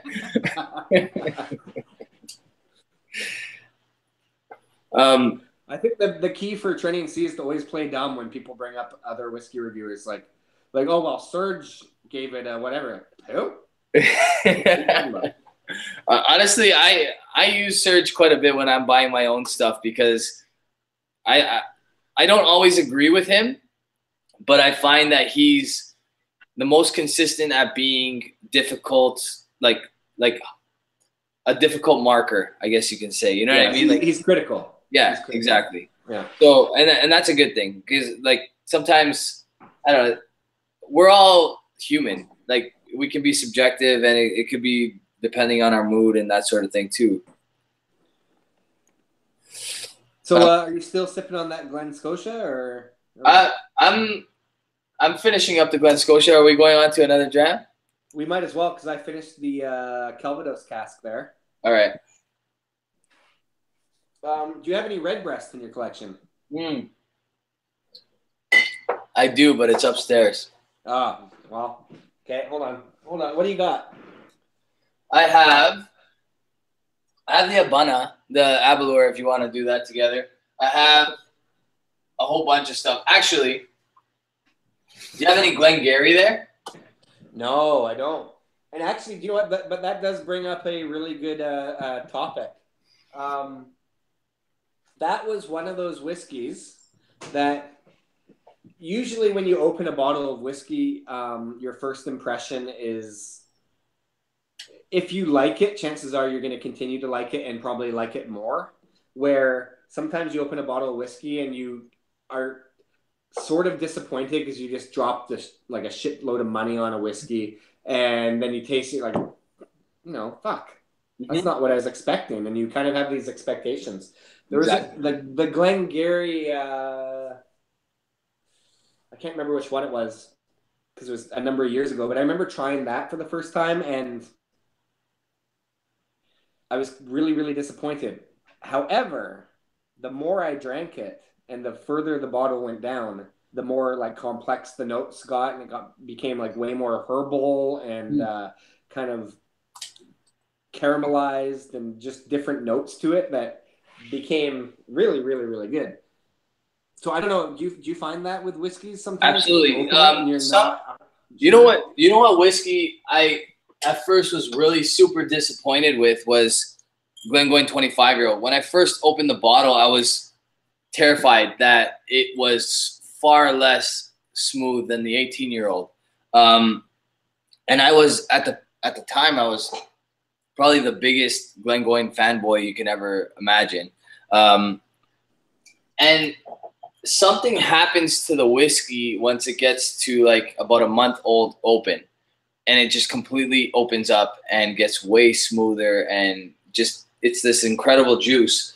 And there's a few bottles that have done that to me. It's kind of tricky because in the past, when I used to drink like a bottle at a time, it wouldn't last as long as bottles last now because I'm opening multiple bottles. So I don't know how to score those because it's tough. I find it tough because if I review a whiskey in the first 10 drams, it's not going to get the same score that it would get in the last 10 or the whatever. Yeah. I mean, that is hard. And it's like Trenny C do a lot of videos where we, compare whiskeys to each other. And we've gotten comments saying like, well, it's not fair because that bottle's at its heel and the other one's halfway. And, and it's true. I mean, you can't say that's wrong, but at the same time, it's, you're kind of, you're picking at straws at some point because. Yeah. I mean, we don't have the money to buy 30 of each bottle and do an exact. And drink them at the exact same pace. Yeah, exactly. Hey, nor do we have the strength of liver to do such things. So. Yeah. But I think now you want to do one more, right? So let's grab one more. What are you gonna do over there? Well, I think I'll go with the Aberlour. Okay, let's do that. I'm going to a Glenmorangie tasting tomorrow. I think they're well, not that I think they are releasing their new. I don't know how to pronounce it, so I'm not even gonna bother. But it starts with an S. It comes Scotch. Yeah, exactly. That one. So it comes out tomorrow, and at the restaurant that is hosting it, they're gonna go live to Scotland where the master distiller is gonna talk about it. It's gonna be pretty cool, actually. I took the day off, as I said already, probably several times on my channel, not thinking that my board would probably be like watching this video and using it to create a case to fire me as a teacher. Yeah, right. So those super chats are going to come in handy very soon. So these Aberlour, like, how do you say it, by the way? I say Aberlour. I don't know. I say I don't know. I mix it up. We've been people give us shit all the time for saying Aberlour, but nah. So I don't know. I don't know how many times I've watched Roy's pronunciation video and I still can't get it right. I'm like, you know what, Roy? You're Scottish. I'm Canadian. Let's just leave it at that. I'm going to get it wrong all the time. But having said that, like, regardless of the name, like, the nose on this one is just so dense and rich and sherry. Yeah. Like, it's one of the better noses on like a heavily sherried whiskey out there. Yeah, super. I find chocolatey. Yeah, chocolatey too. It's like a raisins, cherry, raisiny kind of grapey chocolate. Yeah, I think it's Abalore, to be honest. Well, whatever. And yeah, exactly. It tastes nice. It tastes really nice. Actually, on the palate, it's quite those chocolate notes really come out. Yeah. Are you drinking it no water added, or are you gonna add some? I'm gonna have no water added because tasting it right now, it's perfect. Perfect the way it is. And I'm gonna talk to that a little bit because we've all had those days where we got super drunk, and by the end of the night, the worst possible. I'm not gonna like throw any whiskey under the bus, but you know what? I will. Since we're talking Canadian whiskey tonight, Crown Royal starts tasting like the Rolls Royce of whiskey. Like it's because you're so hammered. I feel like this is hot stuff on a regular day. So. You know what? I think that's a really good marketing campaign for Crown Royal. The Rolls Royce of whiskey, if you're hammered. once you finished half the bottle. Yeah. If you're shit-faced, it's the best whiskey of your life. Yeah, I don't know. I do agree, though. Do you know what C and I do quite frequently as well? We film like 5 or 6, and then it's like once we're off camera, we get to just like try whatever we have around. And the Linkwood that we gave you and the Cavalan, we saved little mini bottles. And nice. The other night we were just like out of our mind drunk. We were like, let's try some of this. It was gone the next day. I don't remember it at all. That was the best whiskey you've ever tried in your life. It may as well have been Crown Royal. Exactly. I'm going to add a little bit of water because I feel like there's a bit of that's definitely unchill filtered. I mean, most cast strength whiskeys are. I'm going to say that's no added color, even though Avalor doesn't say that on any of their bottles. Yeah, I did a tour over there, and they do claim to not add anything. But, really? Okay. Yeah. There you go. Awesome. That's good to know. I did the 18 not that – well, yeah, I guess it was long ago, but it feels like yesterday. Yeah, and I didn't know that. I couldn't find that anywhere on the internet. They should advertise that more. They really should, and especially because, you know, even just going straight back all the way to the 10-year-old, there's something about it that feels kind of like we were talking about with that Dalmore. You know, it feels like it might be cheapened a little bit by color and different things, but I don't know. I wonder, and this is the thing about regulations, right? Like, they could say whatever they want at the distillery and not have to be telling the truth, because unless it's on the bottle, they're not legally binded by those words. Right. Yeah, absolutely. Yeah.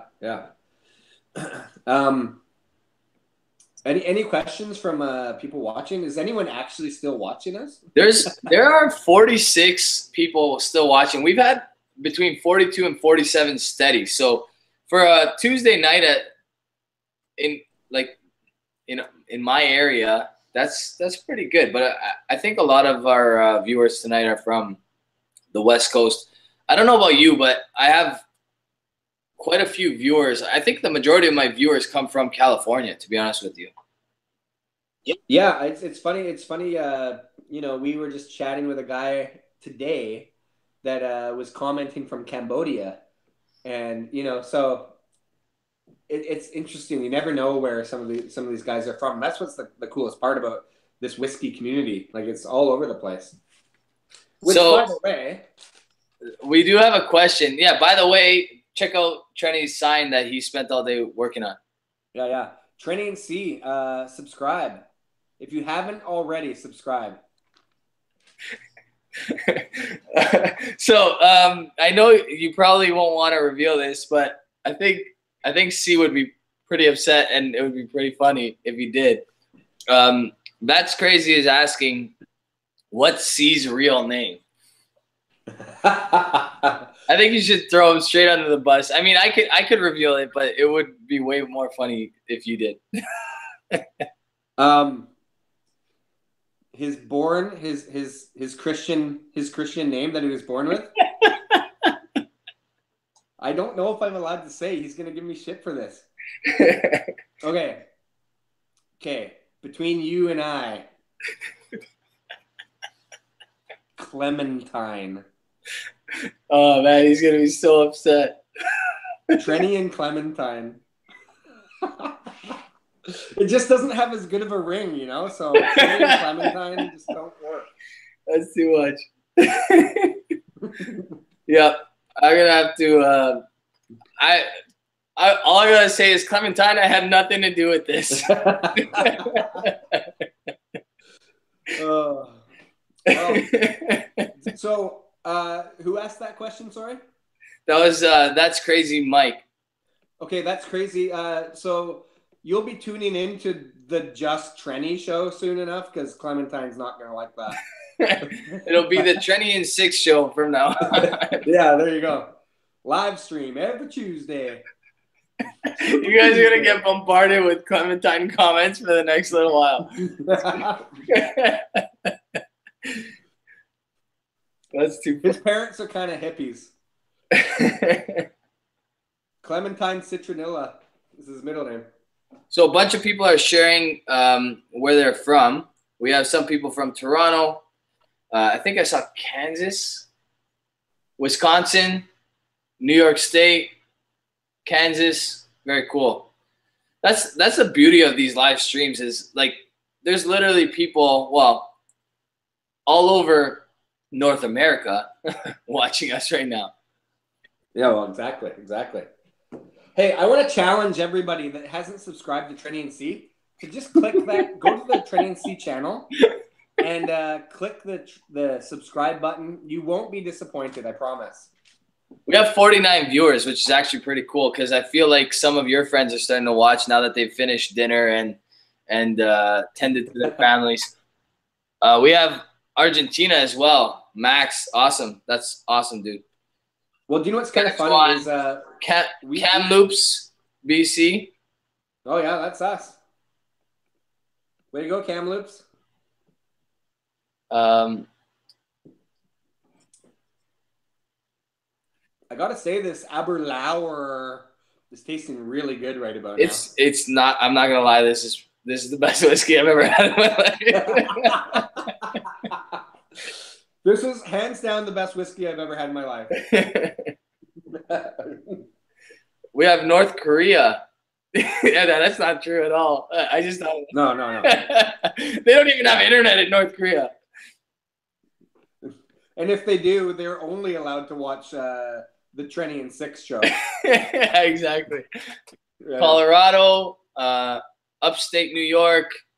We got Minnesota. We got Montreal. That's pretty awesome. That's great. So there's another guy I want to give a quick shout out to on our chat. His name is Jeremy. I mentioned him earlier, but he does whiskey review, whiskey blog on the Toronto Whiskey Society, and he's a super cool dude. He's a very knowledgeable whiskey guy. So everybody, check out his website or check out Toronto Whiskey Society. I apologize. When you get a chance, and then check out Jeremy because he's a super cool guy. We're at 46. We got up to 49 tonight. I think that was our highest. I haven't been watching the roll in this entire time, but I feel like 49 was our highest, which is pretty good. Next time we do this, we're gonna strive for 50. I think we could get 50, and by 49 I mean 49 million. I hope you understand. Yeah. That. Oh yeah. Of course. Yeah. Yeah. The entire state of California is watching. Exactly. Yeah. Which is bigger than the population of Canada. Yeah, exactly. It's like there's a couple of moments in history where people are going to remember like what they were doing when the Beatles first played Ed Sullivan, you know, where they were during 9/11 and where they were when Trenny and Rob got together and did a whiskey review. It's huge. This is an epic event. Yeah. Alberta. I know. I don't think I mentioned it when everybody, because everybody. So what's happened? The reason why I'm saying all these cities and states and all that stuff is because people are listing them on the chat. Just in case you didn't understand, I'm not having a Tourette's moment. I'm just reading what's on the chat here. So North Bay, Ontario, Alberta was mentioned a few times, and That's Crazy calls it Whiskey Haven, Alberta.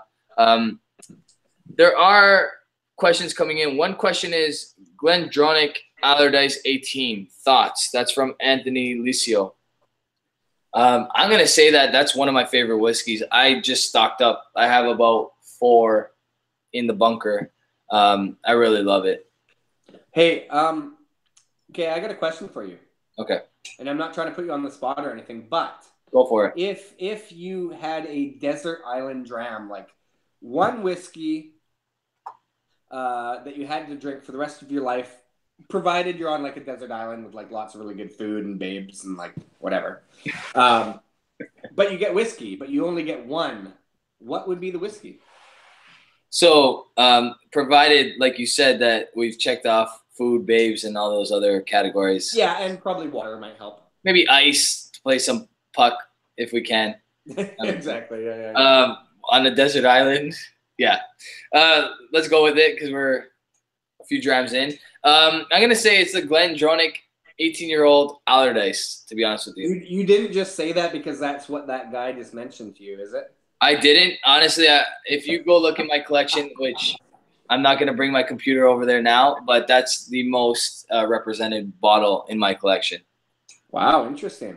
Yeah, very interesting. It's really, honestly, it's borderline the perfect dram in my opinion. It checks all the boxes. It's bottled at 46%. So being on a desert island, I'm not going to be able to use fresh water to add to my whiskey. Right. Right. You got to think of these things, right? Because if you're screwed, because if you have to add water, you're I don't know what you're going to do. Well, you don't want to add seawater. No, because then that'll just make it salty. And yeah, that might actually enhance like an old Pulteney. Yeah, like an Islay whiskey, you can add some seawater. Yeah. Yeah. You just might die quicker. Yeah. Okay, so Glendronach, 18. I'm gonna go with Glendronach 18. What's yours? I'm gonna throw that back right back at you. What's yours? Oh man, I don't know. So we got the babes, right? We got the probably water and coconuts and food. I don't know. Like this is a tough one because you're on a tropical island and it's hot and it's like, you know, do you feel like single malt Scotch? Chances are you're gonna feel like some single malt Scotch at some point. Absolutely. But or do you want like a really good bourbon? Just because it seems like I feel like if I'm on a tropical island, I'm gonna embrace my inner Jack Sparrow and want a rum. Yeah, this is true. You know? So okay, maybe when you're really really hot on the island, you want like a single malt Scotch because it reminds you of like the craggy kind of wind blowing coldness of Scotland. So for a single malt, I'm going to just go with Highland Park 12. Very simple. So Keenan is asking if you know about the Snups group. I don't. No, I know nothing about it. So it's a group where we add our collection, and the idea is that people get to see your collection, and it's sparked quite a bit of trade talk actually, which is kind of fun. So yeah, Keenan wanted me to ask you that, and the answer is no, Keenan. No, but I would love to be a part of it at some point. But when I say I would, I mean C. Just ask C to do it, and he'll do it. Yeah, C will do it. I show up to drink. Jody is asking, what are your thoughts? Because as we know, cannabis will be legalized in Canada shortly. What are your thoughts on infused drinks once legalization passes? Cannabis. Infused drinks. Infused cannabis drinks, I'm assuming he means. Okay. Okay, so in my humble opinion, I actually don't I was actually going to ask you this, Rob, but I personally don't think that cannabis and alcohol should be related at all. Like, I don't personally think that cannabis and alcohol should be sold at the same stores. I live in BC, so every single person I know and have ever met in my entire life smokes pot. So it's not like it's a forbidden thing around here. But I do know for a fact that smoking weed and drinking, they're totally different things. Right. And especially when you combine them, it leads to disaster, really. Like, if I'm however many drams deep with you right now, if I was to have a puff of weed, done. I'd be completely out of control. I agree. So, but having said that, if I took the alcohol away from it and had a puff of weed, then chances are, you get in like a creative headspace and you want to listen to tunes and eat food. Malted Man Cave just commented on us being two of the most beautiful men on YouTube in the same live stream. So I feel like Keith needs, we mentioned Keith earlier and we gave him a shout out, but the Malted Man Cave, if you guys haven't already, he's a beautiful man himself. He probably doesn't want all you guys to know this, but he used to be a model actually. So, whoa. Yeah. So now you definitely have to go subscribe to the Malted Man Cave. Well, I'm actually, I'm 36 years old and I'm doing whiskey reviews mainly to launch my modeling career. Right? Who is it? Of course. Yeah. I think they say though that alcohol ages you a little bit. Oh, I can see that. Yeah. Yeah. If I had $1 million 10 years ago and I could just buy as much whiskey as I could and do whatever the hell I wanted, I would easily be dead by now. So yeah, it ages you big time. Whiskey and money. They age you. Yeah. That's definitely true. Yeah. That's definitely deep thoughts with Trenny. Well, I don't know, like we're like 3 years apart. So I'm 33, going to be 34 this year in October. And that means that we basically grew up in the same time frame, like the 90s. Basically, was our like I don't know. Yeah. Oh yeah. Our music. Like, I was obsessed with Nirvana growing up. Yeah, exactly. So I don't know about you, but basically every single 90s rock star is being like knocked off one at a time. I don't know if you've noticed this, but recently the Cranberries lead singer died. Yeah, Chris Cornell. Chester from Linkin Park. Yeah, Scott Weiland. Yeah. Yeah, they're all going. They're gone. Yeah. Well, and I mean, Kurt Cobain started this many years ago. Oh, he was the original hipster with suicide. Yeah, he was the original trendsetter, I guess. Yeah, trendsetter with suicide. Yeah. So let's talk.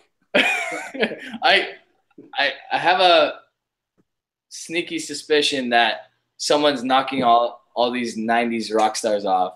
And I have a sneaking suspicion we just lost a couple subscribers.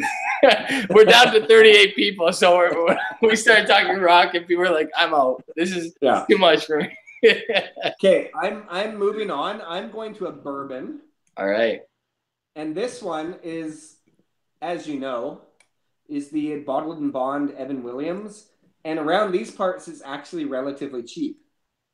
And it's I kind of think it's an underrated bourbon, honestly. Honestly, it gets incredible reviews. I've never heard a bad thing about it, so I can't imagine it being bad. I haven't tried it myself, to be honest with you. Really? Do you get it over there?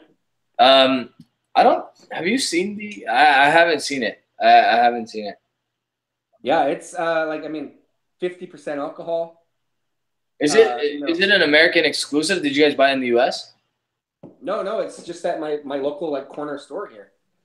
And it's like $30. So perhaps we will have to make another bottle swap at some point. Oh, totally. So Aaron Smith is asking, where is Clementine? What was that? Aaron Smith is asking, where is Clementine? Oh, well. Actually, he said, where is C? But since his name, the big reveal has happened tonight, I feel. Well, Clementine and I live like an hour apart. So he has a baby. He has 2 kids and a wife and all that, just like you. But his freedom isn't in the same realm, I guess. Honestly, this Abelauer Abana is incredible. Not gonna lie. Yeah, it's really, really good. It's awesome. C's real name is Clementine. In case you missed it earlier, that's the name. So that's what we're sticking to. We have 40 strong. We've had 41 now. It's been pretty good. I'm not gonna lie. We've managed to entertain these people with our drunken banter. Well, that's pretty good. That's pretty good. I don't even know if I have 40 like solid friends, so this is like really good. That's Crazy asks which batch we have. We did mention it earlier. I have the batch 58. You have the batch 49. I've got batch 49. Yeah. I heard great things about the batch 49. I'm not sure if everyone else has heard the same, but I heard the batch 49 is one of the better ones.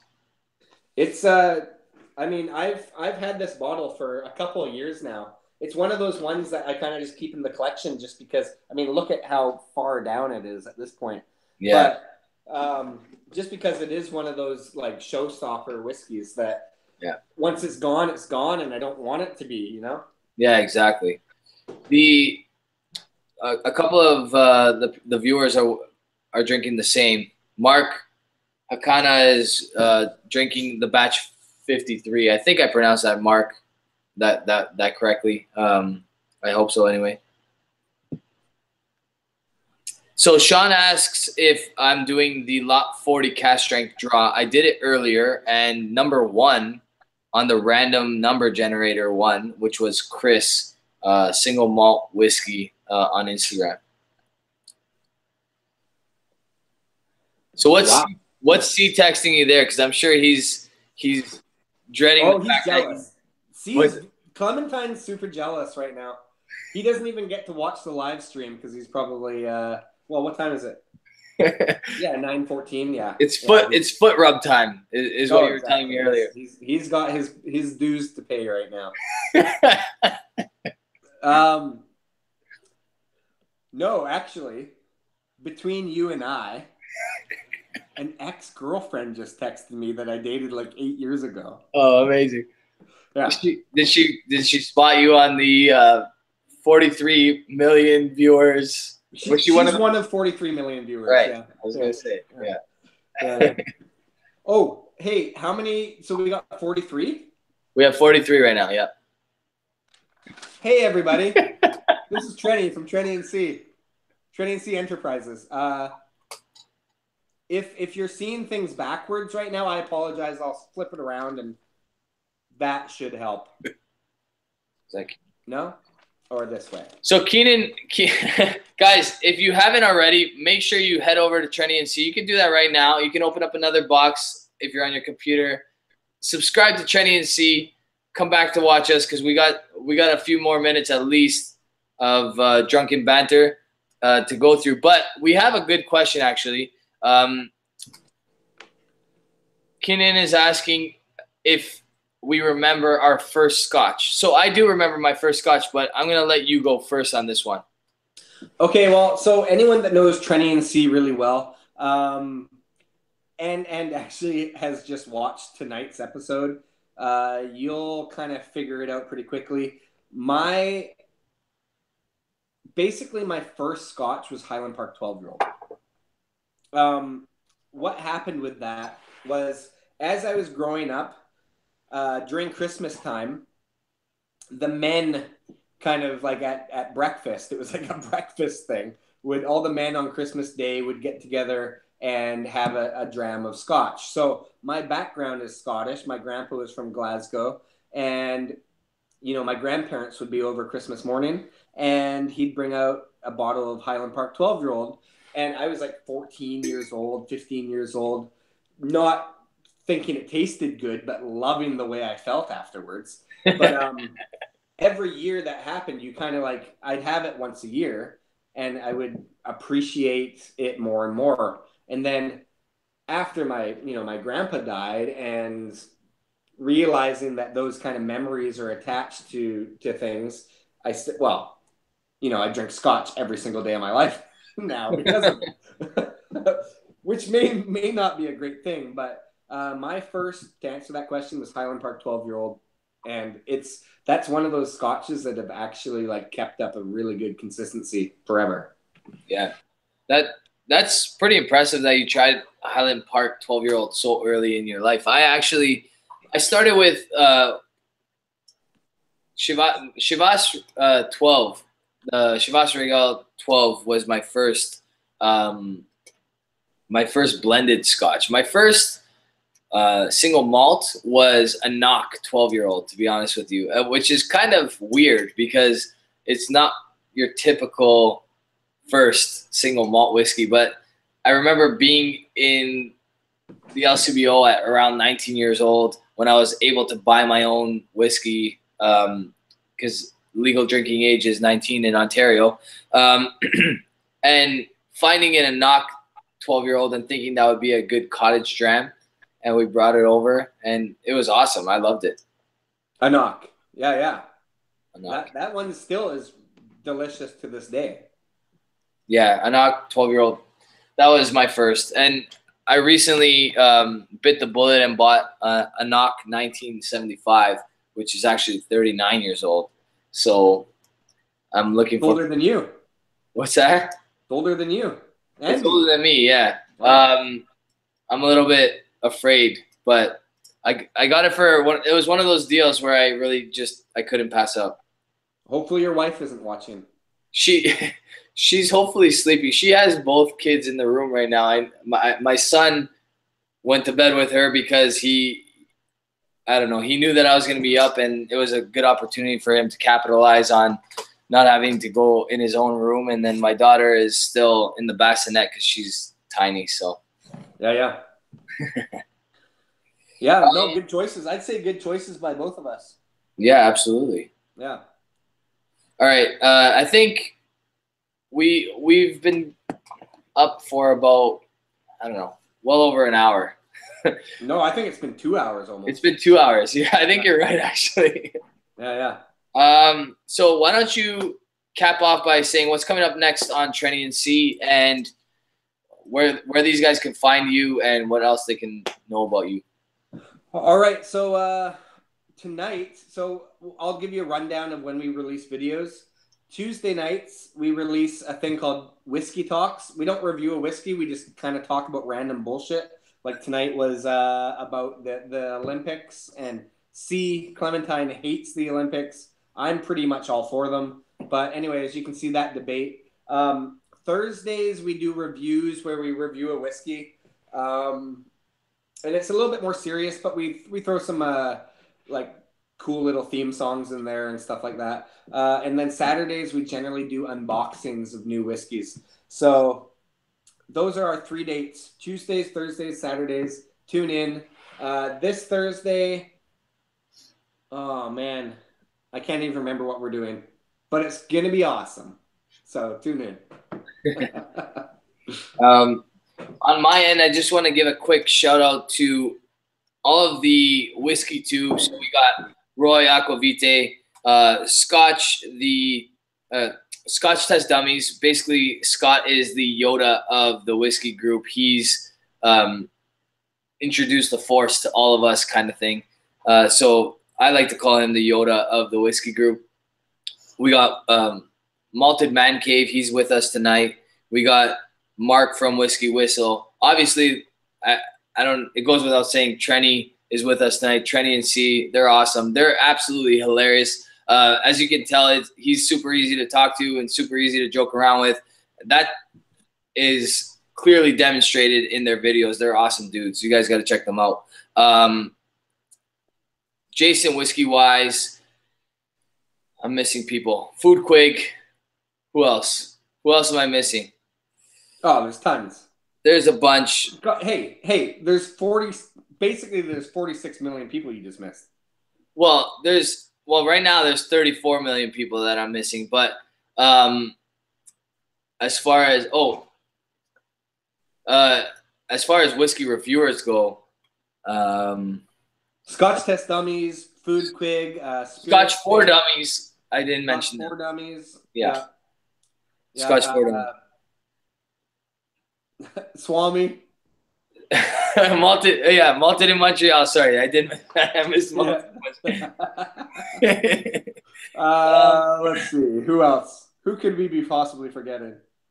I think we've covered it. Oh no, we did miss one. And No Nonsense Whisky Vin. He's a super cool guy. You guys got to check him out as well. Yeah, awesome. All right. Okay, well, I just want to say thank you, Rob, for having me on your thing tonight. If everyone can subscribe and donate to our Patreon or whatever, I don't know. That'd be great. But thanks again. Tune in to Trenny C. Tune in to Rob and his amazing whiskey channel, and hopefully we get to do this where Clementine can be here too, because that would be fantastic. I think Clementine's texting you, asking you to show the sign at least one more time. The sign? Oh yeah, this one. You got to talk. Yeah, this is it. This is the subscribe to Trenny C. And if you're getting my image backwards like I do on my iPad, well, look at it. I drew it backwards as well, just like this. See? Check it out. The other thing is, this is a super fan made this box for us. It's Trenny C with a flask inside. That is pretty cool, man. That is and whiskey stones. Yeah. I need it. I have some really cool fans, but nobody's made me a box just yet. Hey, everybody, get on it. Okay, well, thanks, Rob, again for everything, and we'll, thanks for everyone Trenny, for just tuning in. Stay on the line, and I'm going to just say goodbye to everybody. Guys, thanks for tuning in. Sorry about the technical difficulties. I'm a little bit of a disaster with the chat and stuff like that. I'm still getting used to it. I do plan on doing some live reviews when I can just engage with you guys and talk back and forth. Tonight, Trenny and C, but obviously Clementine couldn't make it. But Trenny was here with us, and honestly, super cool guys. And I thank you guys for joining me tonight. That was awesome. All right. Cheers, everyone. Cheers, everybody.